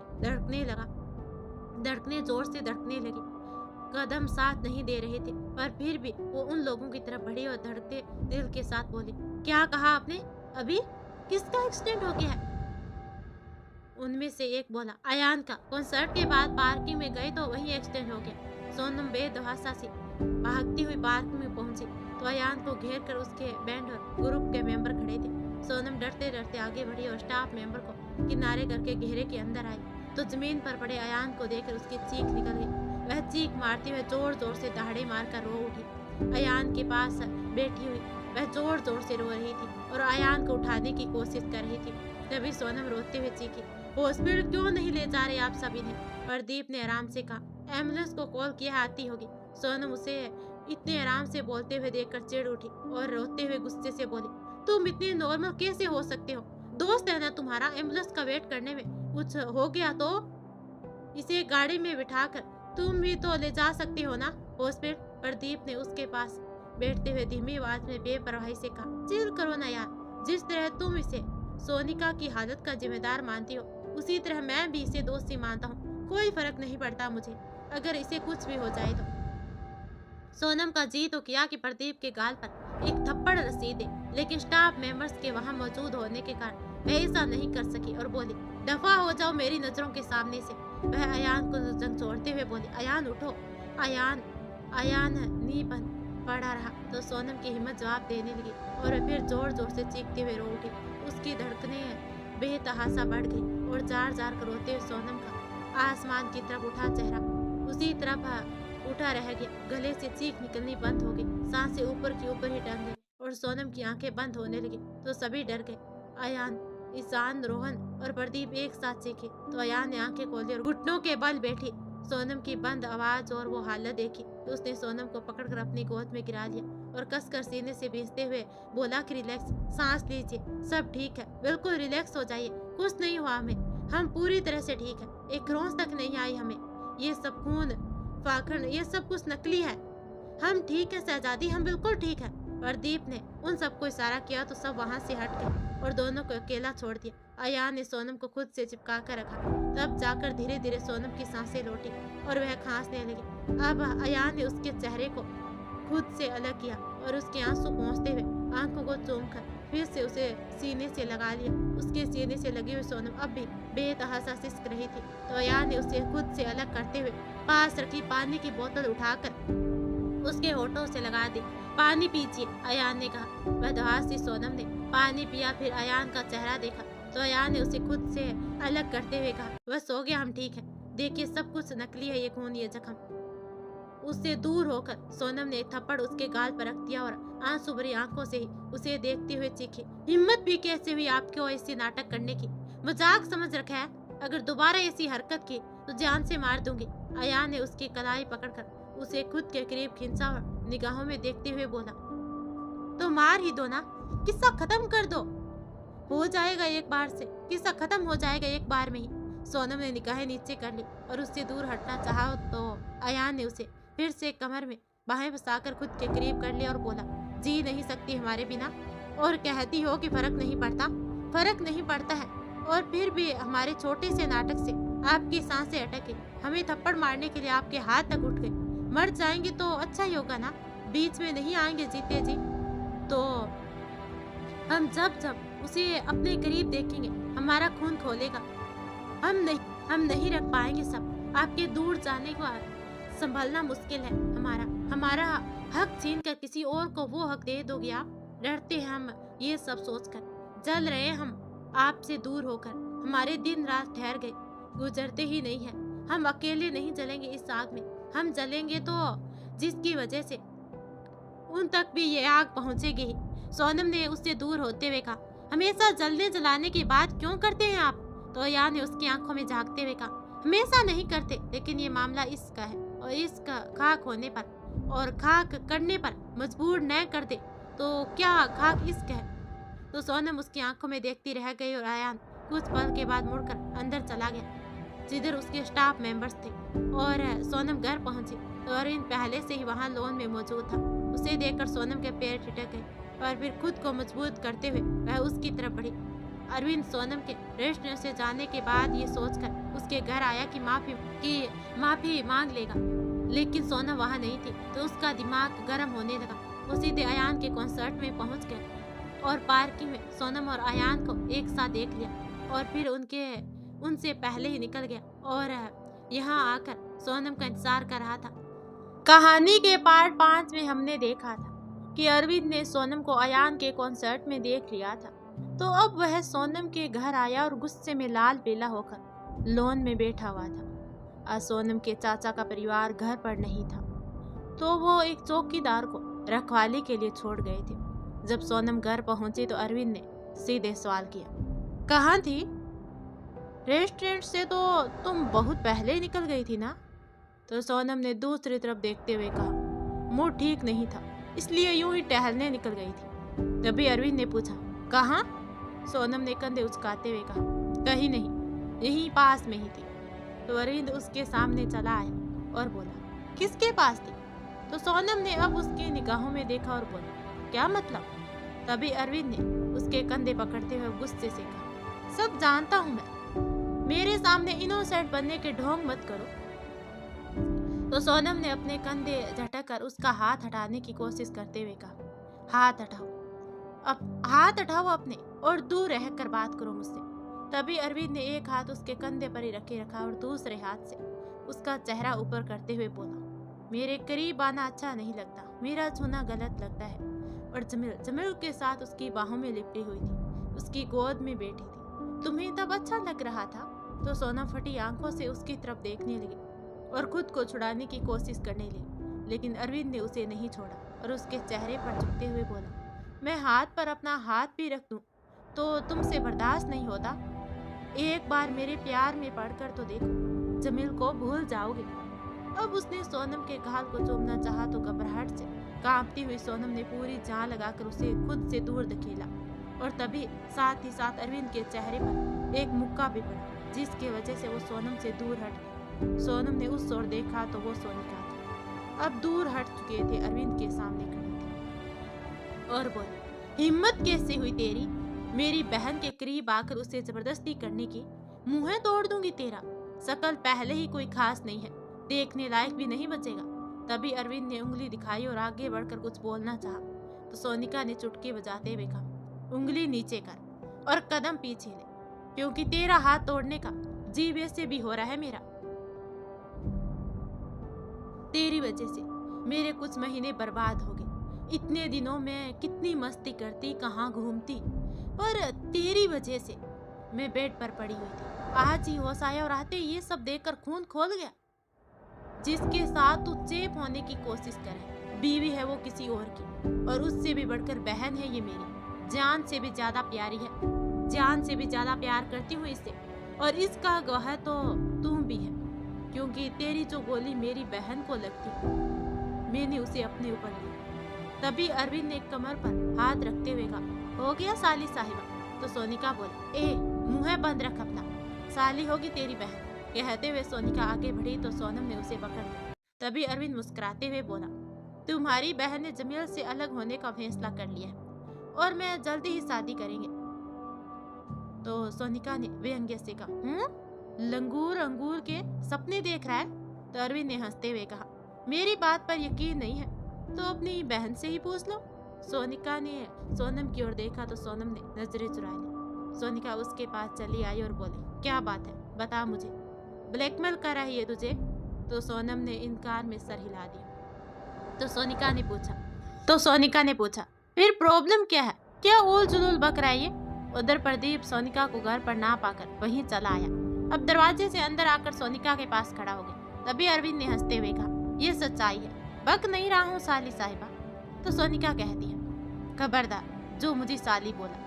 कहते हुए सोनिका ने अरविंद के मुंह पर मुक्का मारना चाहा तो प्रदीप ने उसे पकड़ लिया। तभी सोनम सोनिका के पास आकर उसे गले लगाते हुए बोली, तू ठीक हो गई, ये देखकर काफी खुश हो रही है मुझे। तू ठीक हो गई, ये देखकर काफी खुशी हो रही है मुझे। लेकिन ये भी सच है कि मैं जमील यानी कि अयान से अलग होने का फैसला कर चुकी हूँ। तो सोनिका ने उससे अलग होते हुए कहा, तेरा दिमाग कहीं गिर गया है क्या? होश में तो है ना? इस सनकी से शादी करेगी तू, इतने अच्छे इंसान को छोड़कर? क्या प्रॉब्लम है, कुछ बता तो सही। तभी सोनम ने आराम से कहा, कुछ नहीं, बस तेरी वजह से मैं तुझे खतरे में नहीं देख सकती। और जब तुझे गोली लगी तो उसी रोज मैंने जमील से अलग होने का फैसला कर लिया। तो सोनिका ने उसकी बाहें पकड़ते हुए कहा, गोली लगी तो ना? अब तो मैं ठीक हूँ, अब सब ठीक है, जैसा था वैसा ही रहेगा। सोनम ने कहा, नहीं। सोनम ने उसके हाथ उठाते हुए कहा, अयान की वजह से तुझे गोली लगी, मैं उसे माफ नहीं कर सकती, नहीं रह सकती मैं उसके साथ। नहीं चाहिए ऐसा रिश्ता जिसकी वजह से हमेशा हम पर खतरा मंडराता रहे। तभी सोनिका ने उसे अपनी ओर घुमाते हुए कहा, तुझे ऐसा रिश्ता नहीं चाहिए तो फिर जो खुद जीता जागता खतरा है वो कैसे चाहिए? जमील की वजह से मुझे गोली लगी तो तुम उसे माफ नहीं कर सकती, तो फिर जिसने मुझ पर गोली चलाई उसे कैसे माफ कर सकती है? कैसे जमील को छोड़कर उसे अपना सकती है? बोल। सोनम ने उससे दूर हटते हुए कहा, मैं कोई बहस नहीं करना चाहती, जो फैसला कर लिया है वो फाइनल है। मैं उससे अलग हो चुकी हूँ और उसके पास वापस नहीं जाऊंगी। तभी सोनिका ने उसके सामने आते हुए कहा, क्यों नहीं जाएगी? वजह मैं थी ना, मेरी वजह से अलग हुई थी ना। तो अब मैं पूरी ठीक हूँ, मैं उसकी कोई गलती मानती ही नहीं हूँ, फिर भी उसे माफ किया तो उसके साथ ही रहेगी। तो सोनम ने उससे निगाह मिलाते हुए कहा, मेरी जिंदगी है और मैं फैसला करूंगी कि मैं किसके साथ रहूंगी। तभी सोनिका ने गुस्से से कहा, तो तू इसके साथ जिंदगी बिताएगी? तो सोनम ने सख्त लहजे में कहा, हाँ, मैं इसके साथ जिंदगी बिताऊंगी। अब सोनम अरविंद के पास जाकर खड़ी हो गई तो सोनिका का दिमाग तो सन हो उठा। अब सोनिका ने भी प्रदीप के पास बढ़ते हुए कहा, तो ठीक है, जो जी में आई कर, इसके साथ रिश्ता रखेगी तो मेरे साथ रिश्ता खत्म। समझ ले कि उस रोज इसने तेरी बहन को जान से मार दिया, कोई बहन नहीं है तेरी अब। सोनिका ने कहा, चलो प्रदीप, जरूरत नहीं है किसी को मेरी। सोनिका ने कहा और अरविंद को घूरते हुए प्रदीप के साथ बाहर निकल गई। उसके जाते ही अरविंद ने सोनम का हाथ पकड़ा और बोला, अच्छा लगा मुझे। तो सोनम ने अपना हाथ खींच लिया और आंसू भरी निगाहों से उसे देखते हुए बोली, तुम्हें मैं कभी नहीं अपना सकती, तुम्हारी वजह से मुझसे मेरे सारे रिश्ते छिन गए, मेरी बहन और मेरा प्यार जमील का नाम सुनते ही अरविंद का दिमाग गर्म हो उठा और वो सोनम का हाथ पकड़ अपने करीब खींचते हुए बोला, प्यारा जमील, कितनी बार कहा है कि उसका नाम मेरे सामने मत लिया करो। अब सिर्फ और सिर्फ मैं रहूंगा तुम्हारी जिंदगी में और ये प्यार का भूत भी उतार देता हूँ। कहते हुए अरविंद उसका हाथ पकड़कर जबरदस्ती अंदर ले गया और उस रूम के अंदर करके दरवाजा बाहर से बंद करते हुए कहा, एक दिन बंद रहोगी ना तो जमील के प्यार की सारी खुमारी उतर जाएगी, उसे भूल जाओ, इसी में उसकी भलाई है। क्योंकि आज के सीन के बाद जिंदा तो उसे मैं देखना नहीं चाहता। अरविंद चला गया और जाते जाते मेन स्विच से बिजली काट दी। चौकीदार को वो पहले ही रफा दफा कर चुका था। सोनम अंधेरे में बंद कमरे में बेहद घबरा उठी, कलेजा बाहर आने को तैयार था, दम घुट रहा था उसका। वो घुटनों में सर देकर सिकुड़ कर बैठी रो रही थी और उधर सोनिका बाहर कुछ ही दूर गई थी, पर फिर उसे अरविंद का सोनम को जबरदस्ती चूमने की कोशिश करना याद आया तो उसने जल्दी से बाइक रुकवाई और वापस घर की तरफ लेने को कहा। प्रदीप ने बाइक घुमा ली। जल्दी ही दोनों घर के बाहर थे। पूरे घर को अंधेरे में डूबा देखकर सोनिका जल्दी से उतरकर अंदर की ओर भागी और जाते जाते प्रदीप से बोली, मेन स्विच चेक करो और लाइट चलाने की कोशिश करो। सोनम सोनम, सोनम कहाँ हो तुम? सोनिका ने उसे आवाज देते हुए कमरा खोल के चेक किया और फिर उसने रूम की तरफ आकी और बाहर से दरवाजा खोला।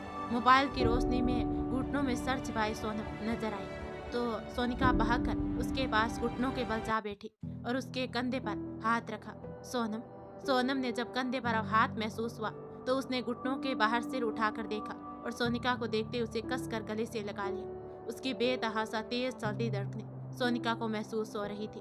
वो सिसक रही थी और कांप रही थी। अब लाइट चल चुकी थी और प्रदीप भी रूम में चला आया था। सोनिका चुपचाप सोनम की पीठ और सिर थपथपा रही थी। प्रदीप सोनिका के चेहरे पर आते जाते भाव को देख रहा था। उसने पानी का गिलास लाकर सोनिका को दिया तो सोनिका ने सोनम को खुद से अलग करके पानी दिया।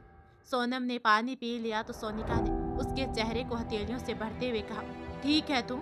तो सोनम ने सिर हिलाकर सहमति जताई तो सोनिका बोली, उठ चल बेड पर सोते हैं। सोनम उठकर बेड पर आ गई तो सोनिका भी उसके बराबर में लेट गई और प्रदीप को वहां से जाने का इशारा किया। प्रदीप इशारे में ही उसे बताया कि नीचे ही रुकेगा तो सोनिका ने पलकें झपका दी।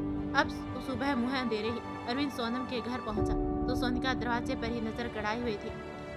अरविंद को देखते ही वह उठी और उसकी कॉलर पकड़कर उसे धक्का देते हुए दरवाजे पर लगा दिया और फिर पीछे पलटकर उस पर लगातार गुस्से बरसाने लगी। अरविंद उसे रोकने की कोशिश कर रहा था पर वह अपने हाथ और पैर नॉन स्टॉप चलाए जा रही थी। अब वह बोली, मेरी बहन को अंधेरे में बंद करेगा? जान ले लूंगी तेरी। उसे कुछ हो जाता तो कहता है कि शादी करेगा। पहले इज्जत तो करना सीख ले। वो डरती है अंधेरे से, दम घुटता है उसका कमीने। मर जाती वो अगर रात बरसे उसे यूं ही छोड़ दिया जाता तो। उससे नाराज होने का ये मतलब नहीं है कि कोई उसे परेशान करेगा और मैं चुपचाप बर्दाश्त कर लूंगी। नाराजगी अपनी जगह है और प्यार अपनी जगह। उसके साथ अगर कोई भी वाहियात हरकत करने की कोशिश की तो देख लियो। तभी प्रदीप उठकर वहां आ गया और सोनिका का हाथ पकड़कर उसे पीछे खींच लिया तो भी वह जबरदस्ती आगे बढ़ते हुए बोली, छोड़ो मुझे, तुम भी मारो इसे, न कि मुझे रोको। प्रदीप ने उसे दूर करते हुए कहा, रहने दो, उसका भूत अब उतर चुका होगा। तभी अरविंद ने सोनम के कमरे का दरवाजा खोला तो सोनिका फिर उस ओर बढ़ी और बोली, जा यहाँ से, उसके पास जाने की कोशिश मत कर, सोने दे उसे। अरविंद उसे देखते हुए बोला, मुझे नहीं मालूम था कि उसे अंधेरे से प्रॉब्लम होती है, वरना मैं ऐसा कभी नहीं करता। देखने दो कि वो ठीक है या नहीं। तो सोनिका गुस्से में उफनती हुई बोली, नहीं देखने दूंगी। मेरे जाने के बाद देखते रहना, लेकिन जब तक मैं यहाँ हूँ उसके इर्द गिर्द मंडराने की कोशिश भी मत करना। तो अरविंद हार कर हाथों को बालों में फंसाते हुए हुलिया सुधार कर बाहर निकल गया। तभी सोनिका को अपनी तरफ घुमाया और बोला, क्या हरकत थी ये? उस पर हाथ उठाने की क्या जरूरत थी? तो सोनिका ने उसे घूरते हुए कहा, मैं तो रात में ही उसके घर जाकर उसे कूटना चाहती थी, लेकिन सोनम को छोड़कर जा नहीं पाए। सुबह वो ही चला आया तो उसे देखने के बाद काबू कैसे रखती? तो प्रदीप उसे पकड़ते हुए बोला, तुम्हें कुछ कर देगा तो? तभी सोनिका गुस्से में बोली, तो कर देना। होश में आने के बाद से ये सब देखकर जीना कौन चाहता है? सोनिका तपाक से बोली। तब प्रदीप कुछ पल उसका चेहरा देखता रहा, फिर उसका हाथ छोड़कर मुंह फेर लिया। तब सोनिका का ध्यान अपनी बात पर गया। वो प्रदीप का हाथ पकड़ते हुए बोली, अच्छा सॉरी, कुछ नहीं होगा यार, दो बार हाथ से हुए, वापस जी गई ना मैं। इतनी जल्दी तुम सबका पीछा नहीं छोड़ने वाली मैं। चिल करो यार, सेंटी होने की जरूरत नहीं है। वो अरविंद कुछ नहीं करेगा हम में से किसी को भी। वो भी जानता है कि हम में से किसी को भी हाथ लगाया तो सोनम उसी दिन उसे छोड़ देगी। प्रदीप उसका चेहरा देखता रहा तो वह उसकी बाहें पकड़ते हुए बोले, हो गया ना यार, माइंड पहले से ही अपसेट है, अब तुम अभी भी गुस्सा हो जाओगी, बाद में होना ना। तभी प्रदीप ने उसे गले से लगाया और मुस्कुरा उठा। सोनिका उससे अलग होते हुए उसके सामने मोबाइल करके बोली, ये देखो। प्रदीप ने देखा तो उसमें अरविंद और सोनम का वीडियो था। मैं अरविंद जबरदस्ती सोनम के करीब जाने की कोशिश कर रहा था। सोनिका ने कहा, सोनम का फेस ब्लर कर देते हैं और अरविंद पर एक लड़की के साथ जबरदस्ती करने का आरोप में केस कर देते हैं। वीडियो वायरल हो जाएगा तो उसे कोई नहीं बचा पाएगा, सोनिका ने कहा। प्रदीप ने मोबाइल बंद करते हुए कहा, नहीं, जमील देख लेगा तो बावला हो जाएगा, जान से मार देगा वो अरविंद को। तभी सोनिका ने फौरन कहा, तो ठीक ही है ना, वो यही डिजर्व करता है। वो प्रदीप ने ही गहरी सांस भरते हुए कहा, हाँ। तो प्रदीप ने ही गहरी सांस भरते हुए कहा, हाँ, वो यही डिजर्व करता है। लेकिन सोनम ने जमील को अपनी कसम देकर अरविंद से दूर रहने को कहा है। वो आपा खो देगा इस वीडियो को देखकर। कल उसने अरविंद की उंगली जला दी थी, अब तो उसे पूरा ही स्वाहा कर देगा। गुस्से में सबूत वगैरह छूट गए तो वो फंस जाएगा, कोई नहीं बचा पाएगा फिर उसे। तभी सोनिका ने उसके कंधे पर सर रखते हुए कहा, बहुत उलझ गया है यार सब कुछ। प्रदीप ने उसके सर पर अपना सर टिकाते हुए कहा, लेकिन जहाँ तक मैं जमील को जानता हूँ वो शांत दिख रहा है लेकिन शांत नहीं बैठा है। अरविंद की बातों पर उसकी नजर जरूर होगी, वो कोई ना कोई तोड़ निकालेगा, इंतजार करो बस। इधर अयान को कोई महत्वपूर्ण खबर मिली थी और वो फोन पर लगातार किसी से संपर्क बनाए हुए था। सोनम को लेकर वो निश्चित रहता था, क्योंकि उससे अलग होने के बाद भी सोनम अपने घर पर रहती थी, न कि अरविंद के साथ। सोनम से किसी भी तरह का संपर्क न रखने की वजह से कल रात की सभी घटनाओं से वो अभी तक अनभिज्ञ था। जब सोनम जा गई तो सोनिका प्रदीप के साथ वहां से चली गई। सोनम भी तैयार होकर ऑफिस चली गई। मन हल्का करने के लिए भव्य से कॉल पर बात की तो उसकी मीठी मीठी बातों से मन कुछ शांत हो गया। उस रोज के बाद से सोनम अरविंद से मिलने के नाम पर घबराने लगी थी। वह कोई न कोई बहाना बनाकर उसे टालने की कोशिश में रहती, लेकिन फिर भी 2-3 बार मिलना हुआ था। अरविंद अब उससे अच्छे से पेश आ रहा था। उस रोज के बाद से उसने कोई भी ऐसी वैसी हरकत करने की कोशिश नहीं की थी। सोनम समझ नहीं पा रही थी कि वो ये सब अपनी अच्छी इमेज बनाने के लिए कर है या फिर सच में उसे अपनी हरकत पर पछतावा है। अब बरसात का मौसम शुरू हो गया था। सोनम तो अयान को टीवी में देखकर मन को तसल्ली दे लेती, पर अयान के पास सोनम की सिर्फ एक तस्वीर थी जो उस रोज उसे छेड़ते वक्त खुद के साथ सेल्फी ली थी। इस तस्वीर को उसने फ्रेम करवाकर अपने सिरहाने दीवार पर लगा लिया था। एक रोज अयान प्रदीप और सोनिका से मिलकर लौट रहा था। वो बाइक पर था। उसी वक्त अरविंद उसके करीब से जीप से गुजरा तो जानबूझकर अयान के करीब से गाड़ी को निकाला ताकि वह डगमगाकर गिर जाए। अयान ने बड़ी सफाई से बाइक को संभाल लिया और आगे ले जाकर बाइक की स्पीड बढ़ाते हुए गाड़ी के सामने लाकर बाइक को रोक दिया और नीचे उतरा। तभी अरविंद ने भी जीप रोक दी और चश्मा चढ़ाते हुए नीचे उतरा। अयान ने उसकी तरफ देखते हुए कहा, आज तो कर लिया, लेकिन आगे के लिए कह रहा हूँ मुझसे उलझने की कोशिश मत किया कर, घाटे में रहेगा। तो अरविंद मुस्कुराते हुए बोला, क्या करेगा, इस वक्त तू मेरा कुछ नहीं बिगाड़ सकता, लेकिन मैं तेरा बिगाड़ चुका हूँ, सोनम को तुझसे अलग कर चुका। तभी अयान ने मुस्कुराते हुए कहा, सोनम को मुझसे अलग कर दिया? कहाँ? अपने ख्वाबों में अपनी पहली बात की वो मुझसे अलग नहीं हुई, सिर्फ अपने घर पर गई है। मैं उसे कभी तलाक नहीं दूंगा, तो ये ख्वाब देखना बंद कर। और दूसरी बात की, सोनम का नाम तेरी जुबान पर अच्छा नहीं लगता, मिजाज गर्म हो जाता है मेरा, और जब मेरा मिजाज गर्म होता है तो सिर धरती सामने वाले को ही होगी। तो अरविंद ने हंसते हुए कहा, नाम बर्दाश्त नहीं हो रहा, आदर डाले, क्योंकि मेरे होठों पर सिर्फ उसका नाम ही नहीं बल्कि जल्दी ही वो मेरे साथ होगी। तो अयान ने उसके मुंह पर एक मुक्का जड़ते हुए कहा, ख्याल में भी मत लाना, अपने जहन में खाक में मिला दूंगा। तभी अरविंद के गिरे हुए चश्मे को उसने पैरों तले रोनते हुए कहा, एक सलाह है, कोई अच्छी सी लड़की देकर शादी कर ले, कहीं ऐसा ना हो कि सोनम के चक्कर में अखंड सिंगल ही स्वाह होना पड़े। तो अरविंद ने उसे मारने के लिए हाथ उठाया तो अयान ने उसका हाथ पकड़ते हुए कहा ना उलझो मत मुझसे। तो अरविंद ने अपने हाथ नीचे करते हुए कहा, इतने कत्ल किए हैं फिर भी निगाहें नीची नहीं होती तेरी, इतनी अकड़, मेरे रहम पर आजादी की हवा खा रहा है, मेरे रहम पर आजादी की हवा खा रहा है। तो अयान ने अपनी हथेली हवा में लहराते हुए कहा, चलेगा, करेक्ट, सब ऊपर वाले का रहम है, तेरा नहीं। चैलेंज कर रहा हूँ, गिरफ्तार कर मुझे, सबूत दिखा कि मैं वो कातिल हूँ। तू कुछ नहीं कर सकता, मेरे कत्लों का हिसाब ऊपर हो जाएगा, तू अपना देख, क्योंकि तुझे मारने में मेरे हाथ जरा भी नहीं कांपेंगे। तो अरविंद ने उसे घूरते हुए कहा, चाहूँ तो अभी के अभी तुझे पुलिस वाले पर हाथ उठाने के जुर्म में अंदर कर दूंगा। तो अयान अब मुस्कुरा उठा और बोला, तू वर्दी में नहीं है इस वक्त, न ही ऑन ड्यूटी है, तूने मुझे चोट पहुंचाई, ये साबित करने में 1 मिनट का भी समय नहीं लगेगा। रही बात मुझ पर उंगली उठाने की और मुझे अंदर करने की, तो इतना आसान नहीं है जनाब, लोगों की इतनी इज्जत कमाई है कि मेरे फैंस तुझे बेहाल कर देंगे। तभी अरविंद ने घूरते हुए कहा, ये तो वक्त ही बताएगा, गिरा दूंगा तुझे सोनम की नजरों में, वो खुद मेरी हो जाएगी। तो अयान जवाब में उसकी निगाहों में देखते हुए बोला, एक बुज़दिल और मतलब प्रस्त इंसान है तो माइंड गेम खेलना जानता है, सिर्फ वही खेल रहा है। जानता है ये तेज हवा जब मजबूत जड़ी वाले पेड़ का ये तेज हवा जब मजबूत जड़ वाले पेड़ का कुछ नहीं बिगाड़ पाती तो कमजोर पौधों को तहस नहस कर देती है। कुछ वैसा ही तुम भी कर है। मुझ पर तेरा जोर नहीं चल रहा है तो तू एक लड़की को हथियार बना रहा है। लेकिन बता दूं कि अगर तू तेज हवा है तो हम प्रचंड तूफान है। मजबूत से मजबूत जड़ वाले पेड़ों को उखाड़ भी फेंकते हैं।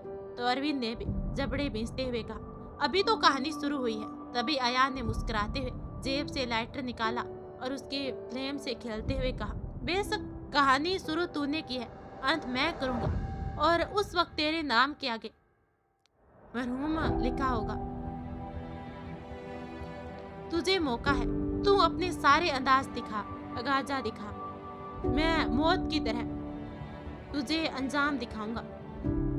तभी अरविंद उसकी आंखों का जुनून देखकर थूक उठते हुए दूसरी तरफ देखने लगा तो अयान झुका और उसकी जीप के पहिए की हवा निकाल दी और आगे बढ़कर अपनी बाइक पर बैठते हुए बोला, हैप्पी जर्नी।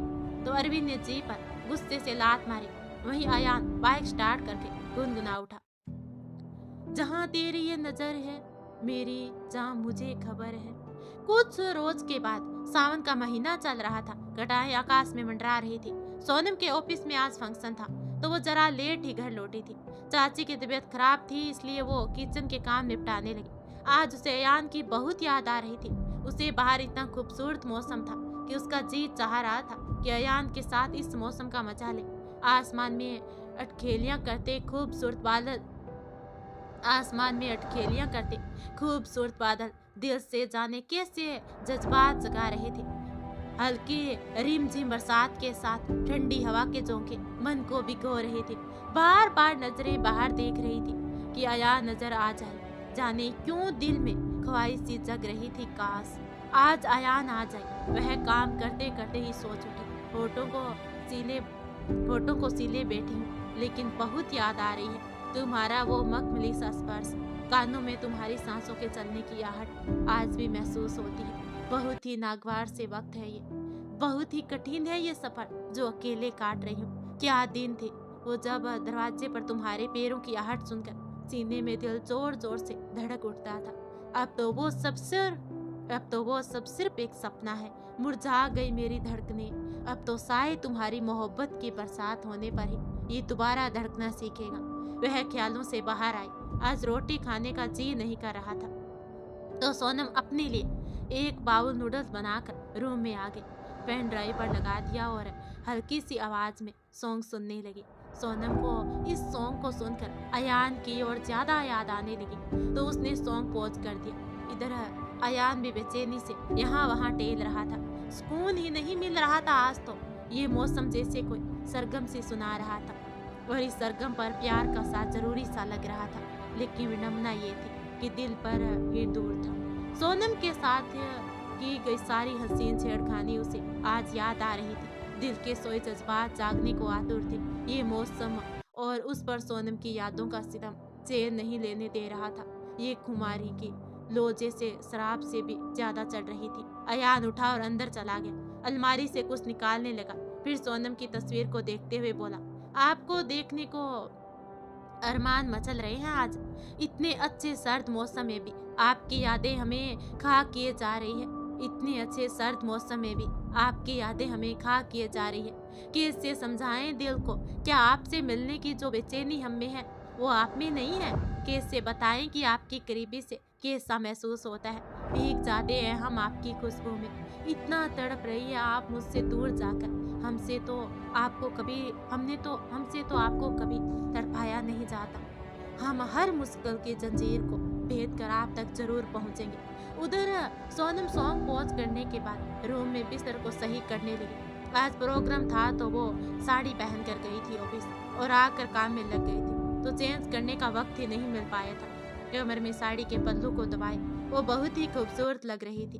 और उधर अयान अलमारी से रेन कोट निकाल कर पहन कर निकल गया। अब रेन कोट उतार कर खिड़की के रास्ते सोनम के कमरे में घुसकर खिड़की के पास ही दीवार से लगकर खड़ा था। चुपचाप सोनम को देखे जा रहा था। पहली बार उसे साड़ी में देखा। इंतहा की खूबसूरत लग रही थी वो। सोनिका से बातें करके अयान उसके घर का अंदाजा लगा चुका था और इसीलिए उसे आज सोनम का कमरा ढूंढने में जरा भी परेशानी नहीं हुई। तभी सोनम ने अचानक ही अपना सिर उठाया तो उसे खिड़की के पास अयान दिखा। सोनम ने वापस से सिर नीचे कर लिया और मन ही मन बोली, आज इसके बारे में इतना सोच लिया है कि यहाँ नजर भी आने लगा। ये यहाँ क्यों आएगा भला? अकड़ कम थोड़ी ना है इसमें। पागल हो गई हूँ मैं। अब अयान सोनम से आकर मिल चुका था और यहाँ से अयान घर न जाकर प्रदीप के घर गया। सुबह के 7 बज रहे थे। प्रदीप ने चाय मंगवा ली और आकर अयान के पास बैठ गया। सबने अपने अपने कप उठा लिए और चाय पीने लगा तो अयान ने एकदम से पूछा, कुछ गलत हुआ है सोनम के साथ? तभी सोनिका को एकदम से खांसी आ गई तो प्रदीप ने उसे आंख दिखाई और उसके पास आकर बैठते हुए कहा, आराम से पियो, इतनी क्या जल्दबाजी है? अयान उसके बाहों को देखने लगा तो सोनिका ने भी बात संभाल ली और बोले, गलत? क्या गलत हुआ? किसने किया है? मैं हाथ पैर तोड़ दूंगी उसके, जिसने भी उसके साथ कुछ गलत किया होगा। अयान उसे देखते हुए बोला, रिलैक्स, मैं पूछ रहा हूँ क्योंकि मुझे लगता है कि वो किसी को कुछ बताए या ना बताए, आपको जरूर बताएगी। तो सोनिका ने फौरन कहा, नहीं, मेरी तो इन दिनों उससे कोई बात नहीं हुई। मैं उससे नाराज हूँ क्योंकि वो आपसे अलग हो गई। तो प्रदीप ने अब अयान को देखते हुए पूछा, तुझे ऐसा क्यों लग रहा है?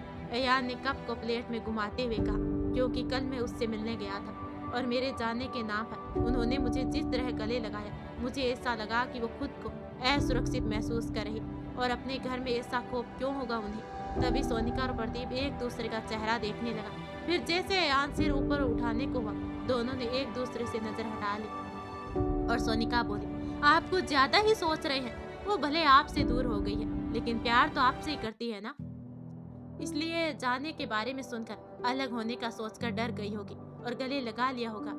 अयान अभी कुछ कहता उससे पहले उसे किसी का फोन आ गया तो वह जल्दबाजी में वहां से निकल गया। तो सोनिका ने अब उसकी तरफ देखते हुए पूछा, वैसे इतनी जल्दी में ये कहाँ गया है? तो प्रदीप ने कंधे उचकाते हुए कहा, कुछ अर्जेंट काम होगा। आखिर अयान जल्दबाजी में अपनी बात अधूरी छोड़कर कहाँ भागा था और वो फोन किसका आया था? ये जानने के लिए कहानी के पार्ट 6 में हमने देखा था कि अचानक अयान को किसी का फोन आता है तो अयान घबरा उठता है और प्रदीप के घर से सीधे अपने घर की ओर भागता है और कुछ जरूरी सामान लेकर फ्लाइट से लखनऊ रवाना हो गया क्योंकि भव्या को कुछ लोग उठाने वाले थे। अयान को ये खबर काफी दिनों से थी और वो बराबर भव्या की जानकारी रखे हुए था। वह लखनऊ पहुंचा तो तय वक्त पर नियत स्थान पर पहुंचने में लेट हो गया और वो लोग भव्या को उठा कर रवाना हो चुके। खबरी की मदद से उसे पता लगा कि वे लोग किस तरफ गए हैं तो अयान भी मैप की सहायता से शॉर्टकट लेते हुए मेन रोड पर निकल गए और उनकी गाड़ी को ओवरटेक करके बेहोशी का स्प्रे छिड़कर उनके चंगुल से भव्या को छुड़ा लिया। भव्या को संभालने में उसे ज्यादा मशक्कत नहीं करनी पड़ी, वो उसे पहले से पहचानती थी इसलिए उसके साथ कंफर्ट हो गई। तो अयान ने भव्या को एक सुरक्षित स्थान पर रख दिया और नेक्स्ट डे वापस दिल्ली लौट गया। उसने जैसे ही अपने घर में कदम रखा, नौकर ने बताया कि छोटी बेगम आई है, बैठक में है।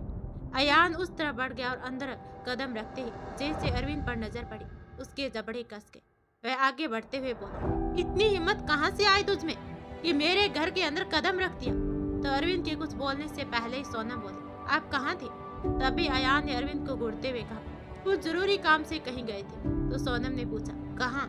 अयान ने उसकी तरफ देखते हुए कहा, बताया तो है कुछ जरूरी काम था, आपके मतलब की बात नहीं है। तो सोनम ने कहा, फिर भी मैं जानना चाहती हूँ। तो अयान कहता, और हम बताना नहीं चाहते क्योंकि आपके मतलब की बात नहीं है। सोनम ने कहा, मेरे मतलब की बात है। भव्या कहाँ है?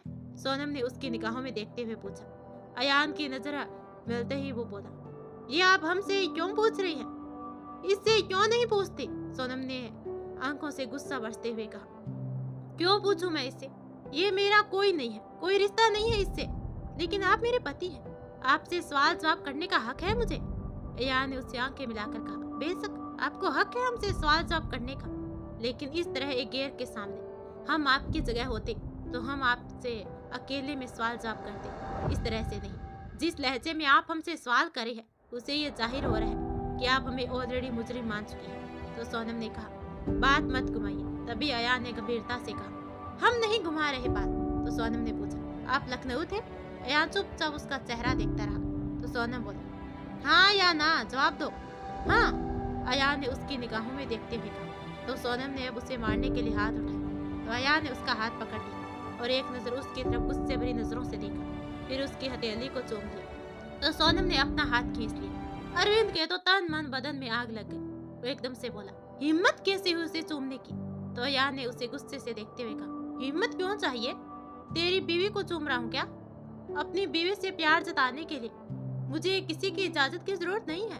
तभी सोनम ने बीच में बढ़ते हुए कहा, बंद करो ये सब। मैंने पूछा भव्या कहाँ है?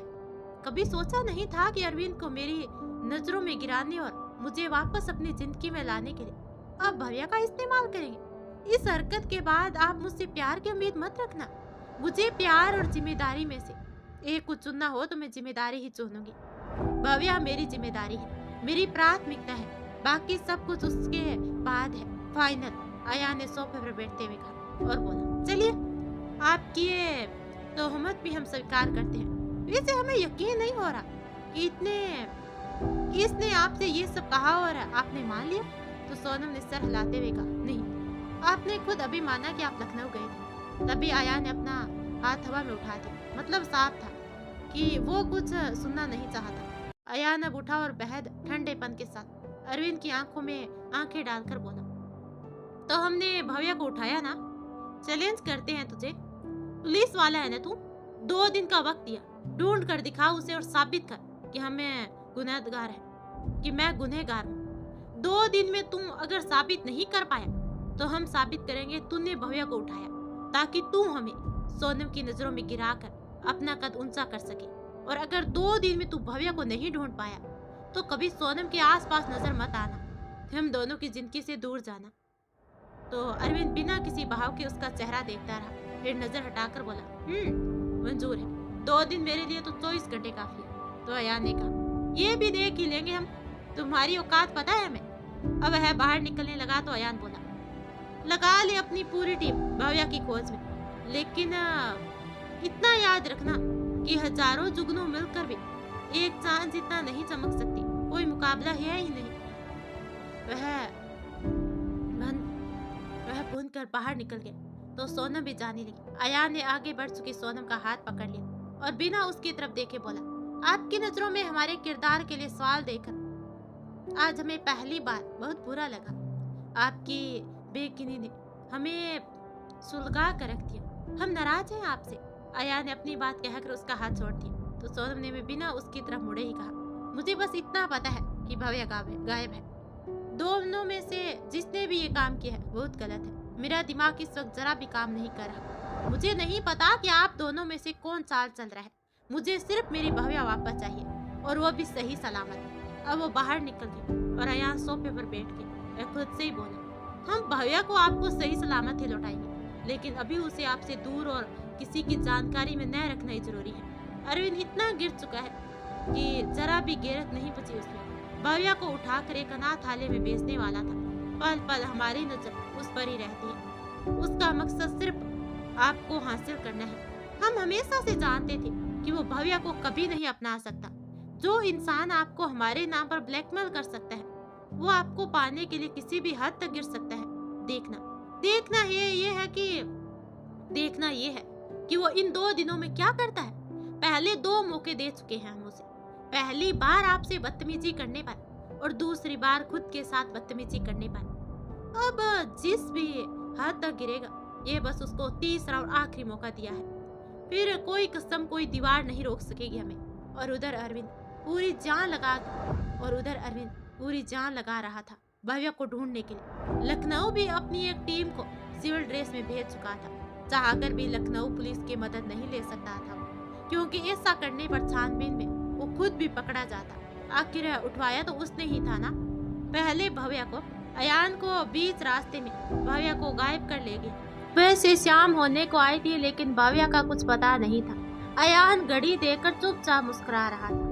जब 24 घंटे हो गए तो अयान बोला, साला 24 घंटे का दावा कर रहा था, 24 दिन भी दे दूं तो भी नहीं ढूंढ पाएगा।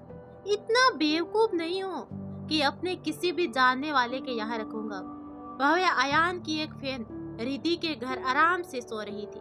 वो लड़की अयान को अपना भाई मानती थी और अयान की आवाज़ की प्रशंसक थी।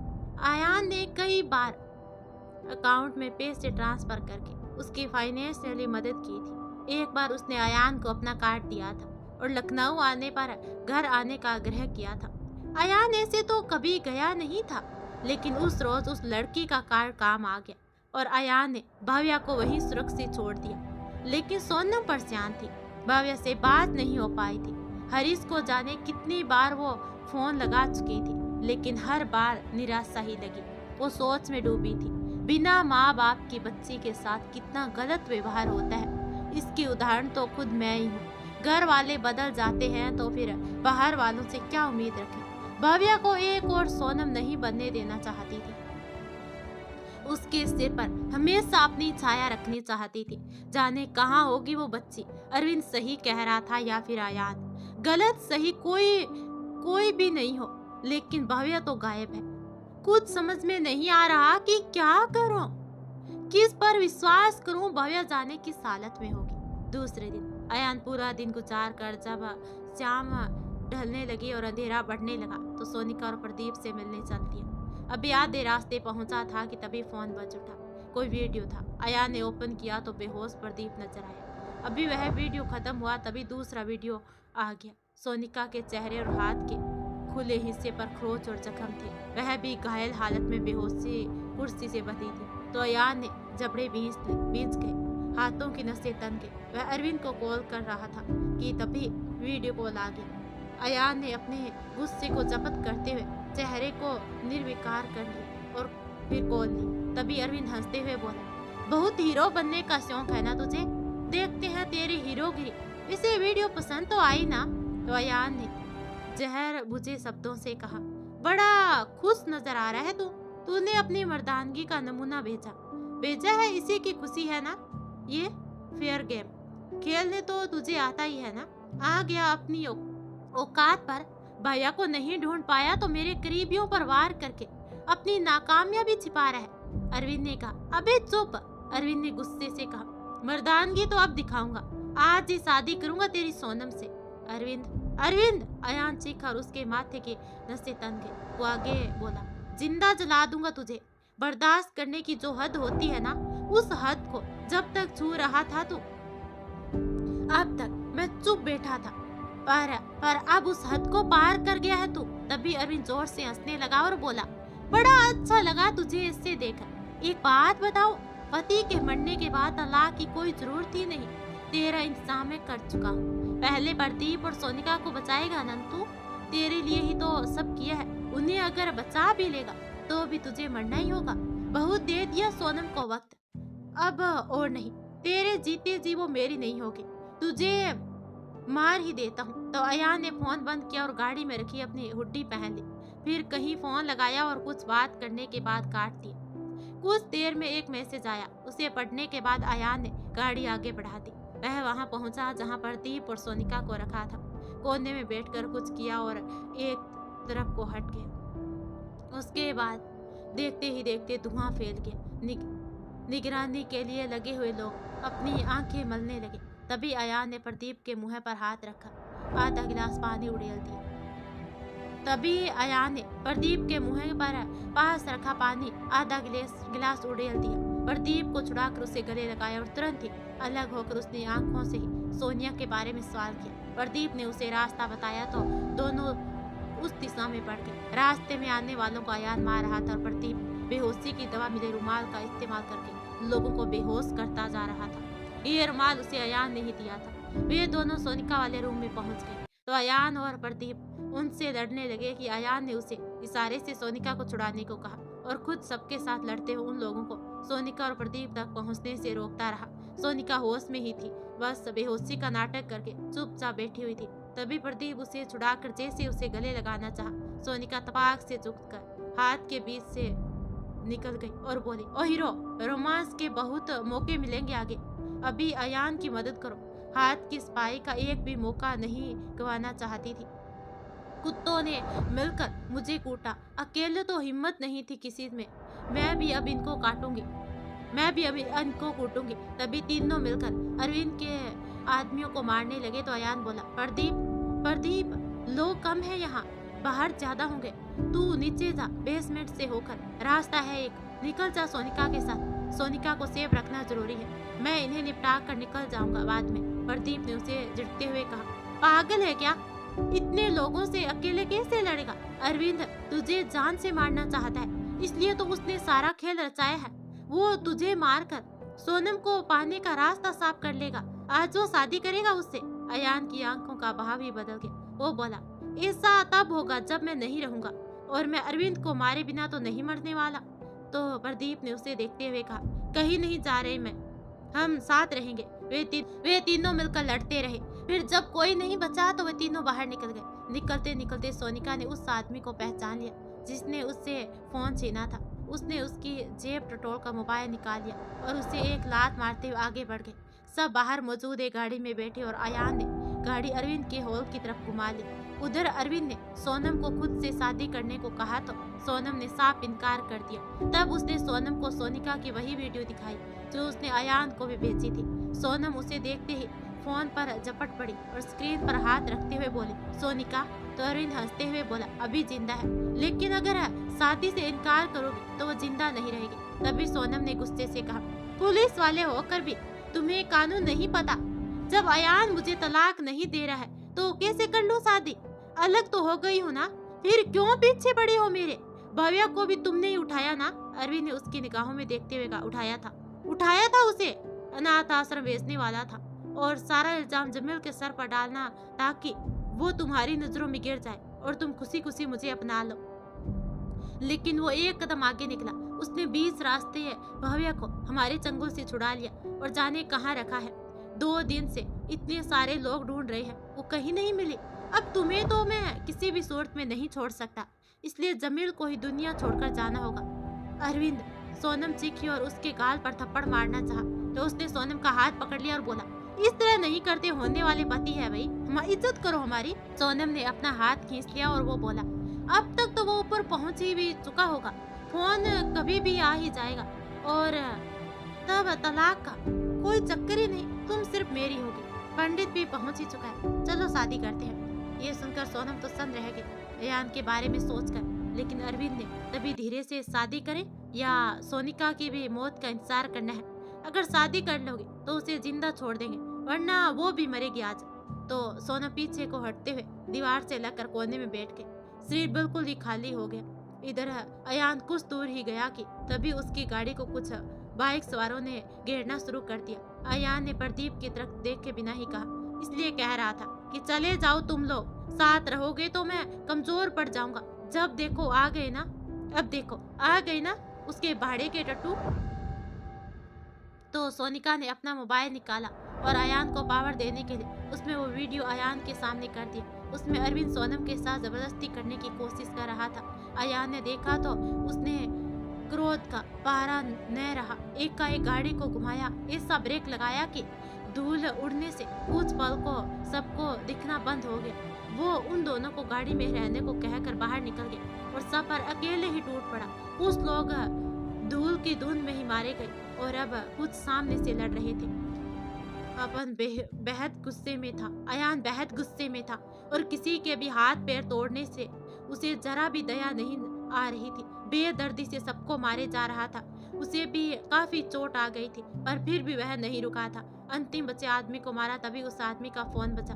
अयान ने ही कॉल उठाया और स्पीकर पर किया तो उधर से अरविंद की आवाज आई, हाँ भोला, मर गया वो हुड्डी वाला या अभी जिंदा है? अयान उस नीचे पड़े हुए आदमी की तरफ फोन बढ़ाते हुए इशारा किया कि बोल मर गया। उस आदमी ने डरते हुए कहा, साहब बस अभी तुरंत ही मार गिराया उसे। तो दूसरी तरफ से सवाल है, सांसें चल रही है उसके? नीचे पड़े आदमी ने फिर कहा, नहीं सर, सांसें नहीं चल रही, लगता है वो मर गया। तो अरविंद ने कहा, एक फोटो खींचकर मुझे सेंड करो और फेंक दो साले की लाश किसी गटर में। वो आदमी डरते डरते बोला, साहब इधर सुनसान एरिया है बहुत है, इसलिए नेटवर्क नहीं आ रहा। फोटो तो ले लिया पर भेजी नहीं जा पा रही, थोड़ी देर बाद फिर कोशिश करूंगा। ठीक है, अरविंद ने कहा। इधर अयान ने कॉल कट कर दिया और उस आदमी को बेहोश कर दिया। फिर आकर गाड़ी में बैठा तो प्रदीप ने कहा, तुझे तो कितनी चोट लगी है, क्या जरूरत थी कसम देकर रोकने की? हम साथ मिलकर लड़ते ना, प्रदीप ने अपना हाथ बढ़ाया तो अयान ने बीच में ही अपना हाथ अड़ा दिया, अपने जख्मों को छूने नहीं दिया। तभी अयान ने गाड़ी स्टार्ट करनी चाहिए तो प्रदीप बोला, 1 सेकंड रुक। अयान ने ब्रेक लगा दिया तो वह नीचे उतरा और बेहोश किए हुए आदमी को घसीटते हुए लाकर कार में डाल दिया। अयान ने कोई सवाल नहीं किया और चुपचाप गाड़ी स्टार्ट कर दी। तभी प्रदीप बोला, पूछा नहीं तूने कि क्यों लाया हूँ इसे उठाकर? अयान ने फिर भी कुछ नहीं कहा तो प्रदीप बोला, इसलिए लाया हूँ कि डील डॉल से तेरी तरह लग रहा है ये। अरविंद को खत्म करने के बाद इसे भी खत्म कर देना, अपनी जगह किलर बनाकर खत्म करो। आज सारा तमाशा, अब अच्छे से जिंदगी गुजारो। अयान अब भी चुप रहा। प्रदीप थोड़ी देर बाद धीरे से बोला, नाराज है तू? तो अयान ने धीरे से कहा, हाँ। सोनिका ने कुछ बोलने की कोशिश की तो प्रदीप ने उसके मुंह पर अपना हाथ रख दिया और चुप रहने का इशारा किया। फिर बोला, अभी जो तूने किया ना, इसी डर की वजह से ये हमने तुझे नहीं दिखाया था। अब तू गुस्सा होता है तो जाने कहां से तुझ में दोगुनी ताकत आ जाती है। मैं नहीं चाहता था कि तू कोई गलती करे और पकड़ा जाए। तो अयान ने कुछ नहीं कहा, गाड़ी की स्पीड बढ़ा दी। प्रदीप ने फिर थोड़ा रुककर कहा, बोल ना कुछ। अयान ने कहा, क्या बोलूं? अयान ने गुस्से से कहा, जो कपड़े उन्होंने डाले हुए हैं उससे ये साफ जाहिर है ये उसी रोज की घटना है जिस रोज हमने अपने एक्सीडेंट का नाटक किया था। उनकी सांसें रुकने लगी थी, हालत खराब हो गई थी उनकी, और घर जाने पर ये सब हुआ उनके साथ। वो भी इंसान ही है। एक ही दिन में 2 सांसें रोक देने वाली घटना उसके साथ हुई। कैसे बर्दाश्त किया होगा उन्होंने ये सब? और फिर भी तुम्हें लग रहा है कि हमसे ये सब छिपाकर अच्छा किया तुमने? जान से मार देंगे हम उसे। इन जख्मों को हमने इसलिए तुम्हें हाथ नहीं लगाने दिया क्योंकि हम उस दर्द को महसूस करना चाहते हैं जो दर्द उस जाहिल इंसान ने उस रोज शहजादी को दिए। इन जख्मों से भी ज्यादा दर्द उन्होंने उस रोज झेला होगा। अब समझ में आया कि हमारे जाने के नाम पर उनका गले लगना हमें उनके डर का एहसास क्यों करा रहा था। उसे हम छोड़ेंगे नहीं। कुछ दूर जाने के बाद अयान ने गाड़ी रोक दी और बोला, उतरो। क्यों? प्रदीप और सोनिका एक साथ बोले। अयान ने गहरी सांस भरकर कहा, क्योंकि यहाँ से तुम दोनों अपने घर जाओगे, हम अकेले जाएंगे। अब अरविंद के पास मुझे तुम लोगों को लेकर कोई रिस्क नहीं चाहिए, और जो हम करेंगे वो तुम लोग देख भी नहीं पाओगे। तो जाओ, अब मिलते हैं बाद में। प्रदीप ने उतरकर उसे असमझे से देखा तो अयान ने खिड़की का शीशा नीचे करते हुए एक तरफ को इशारा किया। उन्होंने उधर देखा तो योगेश आ रहा था। प्रदीप अयान को सवालिया निगाहों से देखने लगा तो अयान ने कहा, काफी वक्त से मदद कर रहा है ये मेरी। वक्त नहीं है, जाओ इसके साथ, बाकी बातें बाद में बताऊंगा। योगेश उन्हें अपने साथ ले लिया और अयान अपने रास्ते निकल गया। इधर सोनम ने जब सुना कि अयान नहीं रहा तो वो सुध-बुध सी खो बैठी, बिल्कुल ही सुन पड़ गई थी वो। प्रदीप उसे ये कहकर मेरी झोल में लाया कि उसके किसी दोस्त की सगाई है, तो सोनम उसकी चाल से अनजान तैयार होकर आ गई थी। वो कहाँ जानती थी कि ये सब तैयारी हॉल में उसके लिए की गई है। पंडित बैठ चुका था। तभी अरविंद हंसते हुए बोला, चलो आओ शादी करते हैं। शौक मनाने की जरूरत नहीं है, वरना सोनिका से भी हाथ धो दोगी। सोनम कुछ नहीं बोली, वो जैसे कुछ सुन या देख नहीं पा रही थी। उधर सोनिका ने योगेश से पूछा, क्यों वे, तुम क्यों मदद करने लगे हमारी? तो योगेश चिढ़कर बोला, चुप रह चुईया, मैं अपनी मदद कर रहा हूँ, न कि तेरी। तो सोनिका ने आंख गोल करते हुए कहा, अब लगा कि तुम योगेश ही है। तभी योगेश ने उसे घूरते हुए देखा तो प्रदीप बोला, बस ना यार, इतने वक्त बाद मिले और तुम दोनों फिर ताने मारना स्टार्ट कर दिया। योगेश ने दूसरी तरफ देखते हुए कहा, शुरू तो इसने ही किया है, पूरी तरह घायल हुई पड़ी है, लेकिन जबान देखो, तीखी मिर्ची। सोनिका ने आंख तेरे और बोली, प्रदीप से बात कर रही हो ना तो करो, मैं तुमसे बोल नहीं रही, मेंढक कहीं की। योगेश कुछ कहता उससे पहले प्रदीप बोला, तुम क्यों कर रहे हो अयान की मदद? योगेश ने उसे देखा, फिर दूसरी तरफ मुंह करते हुए बोला, मैं जहीदा से प्यार करता हूँ, लेकिन वो अरविंद से, मैं उसे अरविंद से बचाना चाहता हूँ। वो बस अपनी ही सुनता है और अपनी ही मानता है। जहीदा की जिंदगी बर्बाद हो जाएगी। उसे अरविंद का असली चेहरा दिखाना चाहता हूँ, इसलिए अयान की मदद करता आ रहा हूँ। कुछ दिनों से अरविंद की सभी गतिविधियों की जानकारी मैं अयान को देता रहता था। भव्या के बारे में भी मैंने ही बताया था, आज भी मैंने ही उसे जानकारी दी, तुम्हारे ठिकाने की और सोनम की भी। तभी सोनिका ने पूछा, और जहीदा कहाँ है? तभी योगेश ने बिना उसकी तरफ देखे जवाब दिया, वो भी होल ही गई है, अभी कुछ देर पहले। इधर सोनम को जब अरविंद मंडप में बिठाने लगा तो सोनम होश में आ गई और वह खड़ी हो गई। तो अरविंद ने पूछा, क्या हुआ, खड़ी क्यों हो गई? सोनम ने आंखों से अंगारे बरसाते हुए कहा, क्योंकि मुझे शादी नहीं करनी। अरविंद खड़े होते हुए बोला, सोनिका वाला वीडियो फिर से दिखाऊं क्या? सोनम ने उसे घूरते हुए कहा, बहुत जीली हूँ मैं डर डर कर, आज मैं अपने डर की हद पार करूंगी।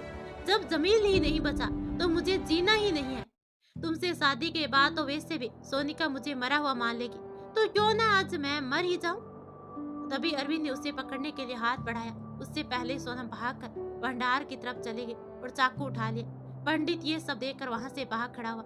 सोनम ने खुद के पेट में चाकू मारना चाहा, तभी अरविंद ने सोनम के हाथ से चाकू छीनने की कोशिश की, तो भी सोनम ने अपनी कलाई काट ही ली। अरविंद ने चाकू छीनकर फेंक दिया और अब उसे पकड़ते हुए बोला, बहुत कर लिया है इनकार, बहुत दे दिया है टाइम। मरना चाहती हो ना तो मर जाना आराम से। भगवान ने धरती पर तुम्हें सिर्फ मरने के लिए भेजा नहीं है, मरने से पहले किसी के काम तो आ जाओ। उसने सोनम को जमीन पर गिरा दिया और उसके साथ जबरदस्ती करने की कोशिश करने लगा और बोला, इज्जत से बीवी बनाकर रखना चाहता था, लेकिन नहीं, तुम्हें तो जमील का भूत चढ़ चुका है, उससे अलग नहीं हो सकती। वो मर गया है, तुम भी मरोगे।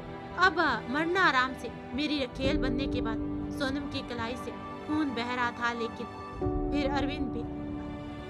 फिर भी अरविंद को कोई फर्क नहीं पड़ रहा था। सोनम अपनी पूरी ताकत लगाकर उसके चंगुल से छूटने को छटपटा रही थी। अचानक ही उसके हाथ पर किसी धारदार चीज से वार हुआ और दर्द के साथ वह पीछे हट गया। एक हाथ उसके बदन से अलग हो चुका था। तभी अयान हुड्डी पहने सामने खड़ा हुआ था। उसका तन सुलग उठा और मन छलनी हो गया। अरविंद की इस हरकत पर वह जेब से रुमाल निकालकर सोनम के पास बैठते हुए बोला, तुझे क्या लगा कि हमारी कहानी खत्म हो गई? अरे ये तूफान तब तक नहीं थमेगा जब तक तुझे तबाह ना कर दे। अयान बैठकर सोनम की कलाई पर रुमाल बांधने लगा। सोनम की आंखों से खुशी के आंसू बह निकले तो धीरे से बोली, कसम वापस ली। अयान ने कुछ नहीं कहा, चुपचाप उसे दुपट्टे में ढक दिया और खड़े होते हुए भागने की कोशिश करते अरविंद के दूसरे हाथ को भी काट डाला। खून देखकर मन जाने कैसा हो उठा, लेकिन आज अयान के सिर पर खून सवार हो चुका था। उसको अपनी कमजोरी को नियंत्रण में रखना था। खून देखकर सिर चकराने के बाद भी आज उसे होश नहीं खोना था। अरविंद अब नीचे गिरकर गिड़गिड़ाने लगा, लेकिन अयान को तो कुछ सुनाई नहीं दे रहा था। उसे सिर्फ और सिर्फ अरविंद का सोनम के साथ जबरदस्ती करना दिखाई दे रहा था। अयान ने एक बार फिर सिर घुमाकर सोनम की तरफ देखा और उसे इसी तरह देखते पाकर अरविंद के किसी भी शब्द पर गौर किए बिना उस पर लाइटर जलाकर उछाल दिया। वह जलने लगा और तड़पने लगा। तो अयान बोला, मेरी शहजादी के साथ गलत करने की कोशिश के बाद अब तक तू जिंदा बच गया, यही बहुत है तेरे लिए। आज तेरी हस्ती के खाक में मिलने का दिन है। दुआ है कि जहनुम नसीब हो तुझे। सोनम ने उसे जलते देखा। आज वो डरी नहीं, बल्कि उसे सुकून मिला और उसकी आंखें भी बंद हो गई। अयान पलटकर सोनम के पास आकर उसे उठाने की कोशिश करने लगा, पर वह इतना खून देख चुका था फिर कि अब और अधिक संभाल नहीं पाया, होश में नहीं रह गया और सोनम के पास से निढाल होकर गिर गया। जहिदा सब कुछ छिप कर देख रही थी। आज उसकी आंखों में अरविंद के लिए कोई आंसू नहीं आए, क्योंकि वह अरविंद को सोनम के साथ जबरदस्ती करते हुए देख चुकी थी और वो भी एक लड़की ही थी। इस हरकत को देखने के बाद उसने अपनी गन निकाली और अरविंद को मारने के लिए, लेकिन तभी जाने कहां से अयान ने आकर अरविंद की बाहें ही काट डाली। तो जहीदा ने अपनी गन रख ली और वह वहीं खड़ी हो गई। कुछ घंटों के बाद अयान की आंखें खुली तो वह प्रदीप के घर पर था। प्रदीप, सोनिका, योगेश, जहीदा उसके पास बैठे हुए थे। उसके जख्म साफ हो चुके थे और पट्टी कर दी गई थी। वह सबके मना करते भी फुर्ती से उठकर बैठ गया और अभी कुछ पूछता उससे पहले सोनिका, जो कि खुद भी पट्टी करवाए बैठी थी, बोली, नजरें किसी की तलाश में है क्या? अयान बिना जवाब दिए उठकर खड़ा हुआ और बोला, शहजादी कहाँ है? सबने मुस्कुराते हुए आंखों में से एक तरफ को इशारा कर दिया। अयान उठकर उस तरफ चला गया। रूम में सोनिका खिड़की खोल रही थी। बाहर सुबह के नीलिमा आकाश छा रही थी, जिसका स्वागत वो करना चाहती थी। आसमान बेहद ही खूबसूरत हल्का नीला नजर आ रहा था। चारों तरफ से पक्षियों के चहचहाने की आवाजें मन को सुकून दे रही थी। रेड कलर के सूट में वो बेहद ही हसीन लग रही थी। अयान ने हमेशा उसे लाइट कलर के ड्रेस में ही देखा था, आज पहली बार उसे रेड कपड़ों में देख रहा था। जी किया कि जाकर उसे चुपचाप अपनी बाहों में भर ले, पर वो तो सोनम से नाराज था ना। अयान ने धीरे से पर्दे लगा दिए और आकर बेड पर बैठ गया। ये नया सवेरा कितना खूबसूरत था। सब लोग सही सलामत साथ थे और अरविंद नामक कांटा जिंदगी से हमेशा के लिए दूर हो चुका था। तभी अयान ने बैठते हुए कहा, हमें यहाँ कौन लाया? सभी एक साथ बोले, सब। अयान ने हैरानी से कहा, हाँ। प्रदीप बोला, हम योगेश के साथ होली आ गए थे। तू बेहोश हुआ हो तो मुझे और सोनम को उठाकर गाड़ी में डाला और उस गुंडे को भी जहिदा और योगेश ने मिलकर किलर का रूप दे दिया। अखबार में निकल जाएगा आज। सब सेट हो गया, कोई प्रॉब्लम नहीं है। तो अयान ने मुस्कुराते हुए कहा, शुक्रिया तुम सबका, हमारे गुनाहगार होते हुए भी हमसे नफरत न करने के लिए, हमारा साथ देने के लिए। तभी जहिदा बोली, गुनाहगारों को सजा देने वाला गुनाहगार नहीं होता, गुनाहगार तो वो है जो शराफत की आड़ में गुनाह करता है। तुमसे नफरत करने का तो सवाल ही पैदा नहीं होता, इसीलिए तुम्हारा साथ दिया। तभी कांस्टेबल योगेश ने हंसते हुए कहा, छोड़ो ये सब, ये बताओ कि अपनी बीवी को दुनिया के सामने कब ला रहे हो? दिल टूट जाएंगे हजारों लड़कियों के। अयान ने मुस्कुराते हुए कहा, जल्दी ही मिलाऊंगा इन्हें सबसे। सोनम भी सिर नीचे किए मुस्कुरा रही थी। तुम लोगों का क्या ख्याल है शादी के बारे में? अयान ने पूछा।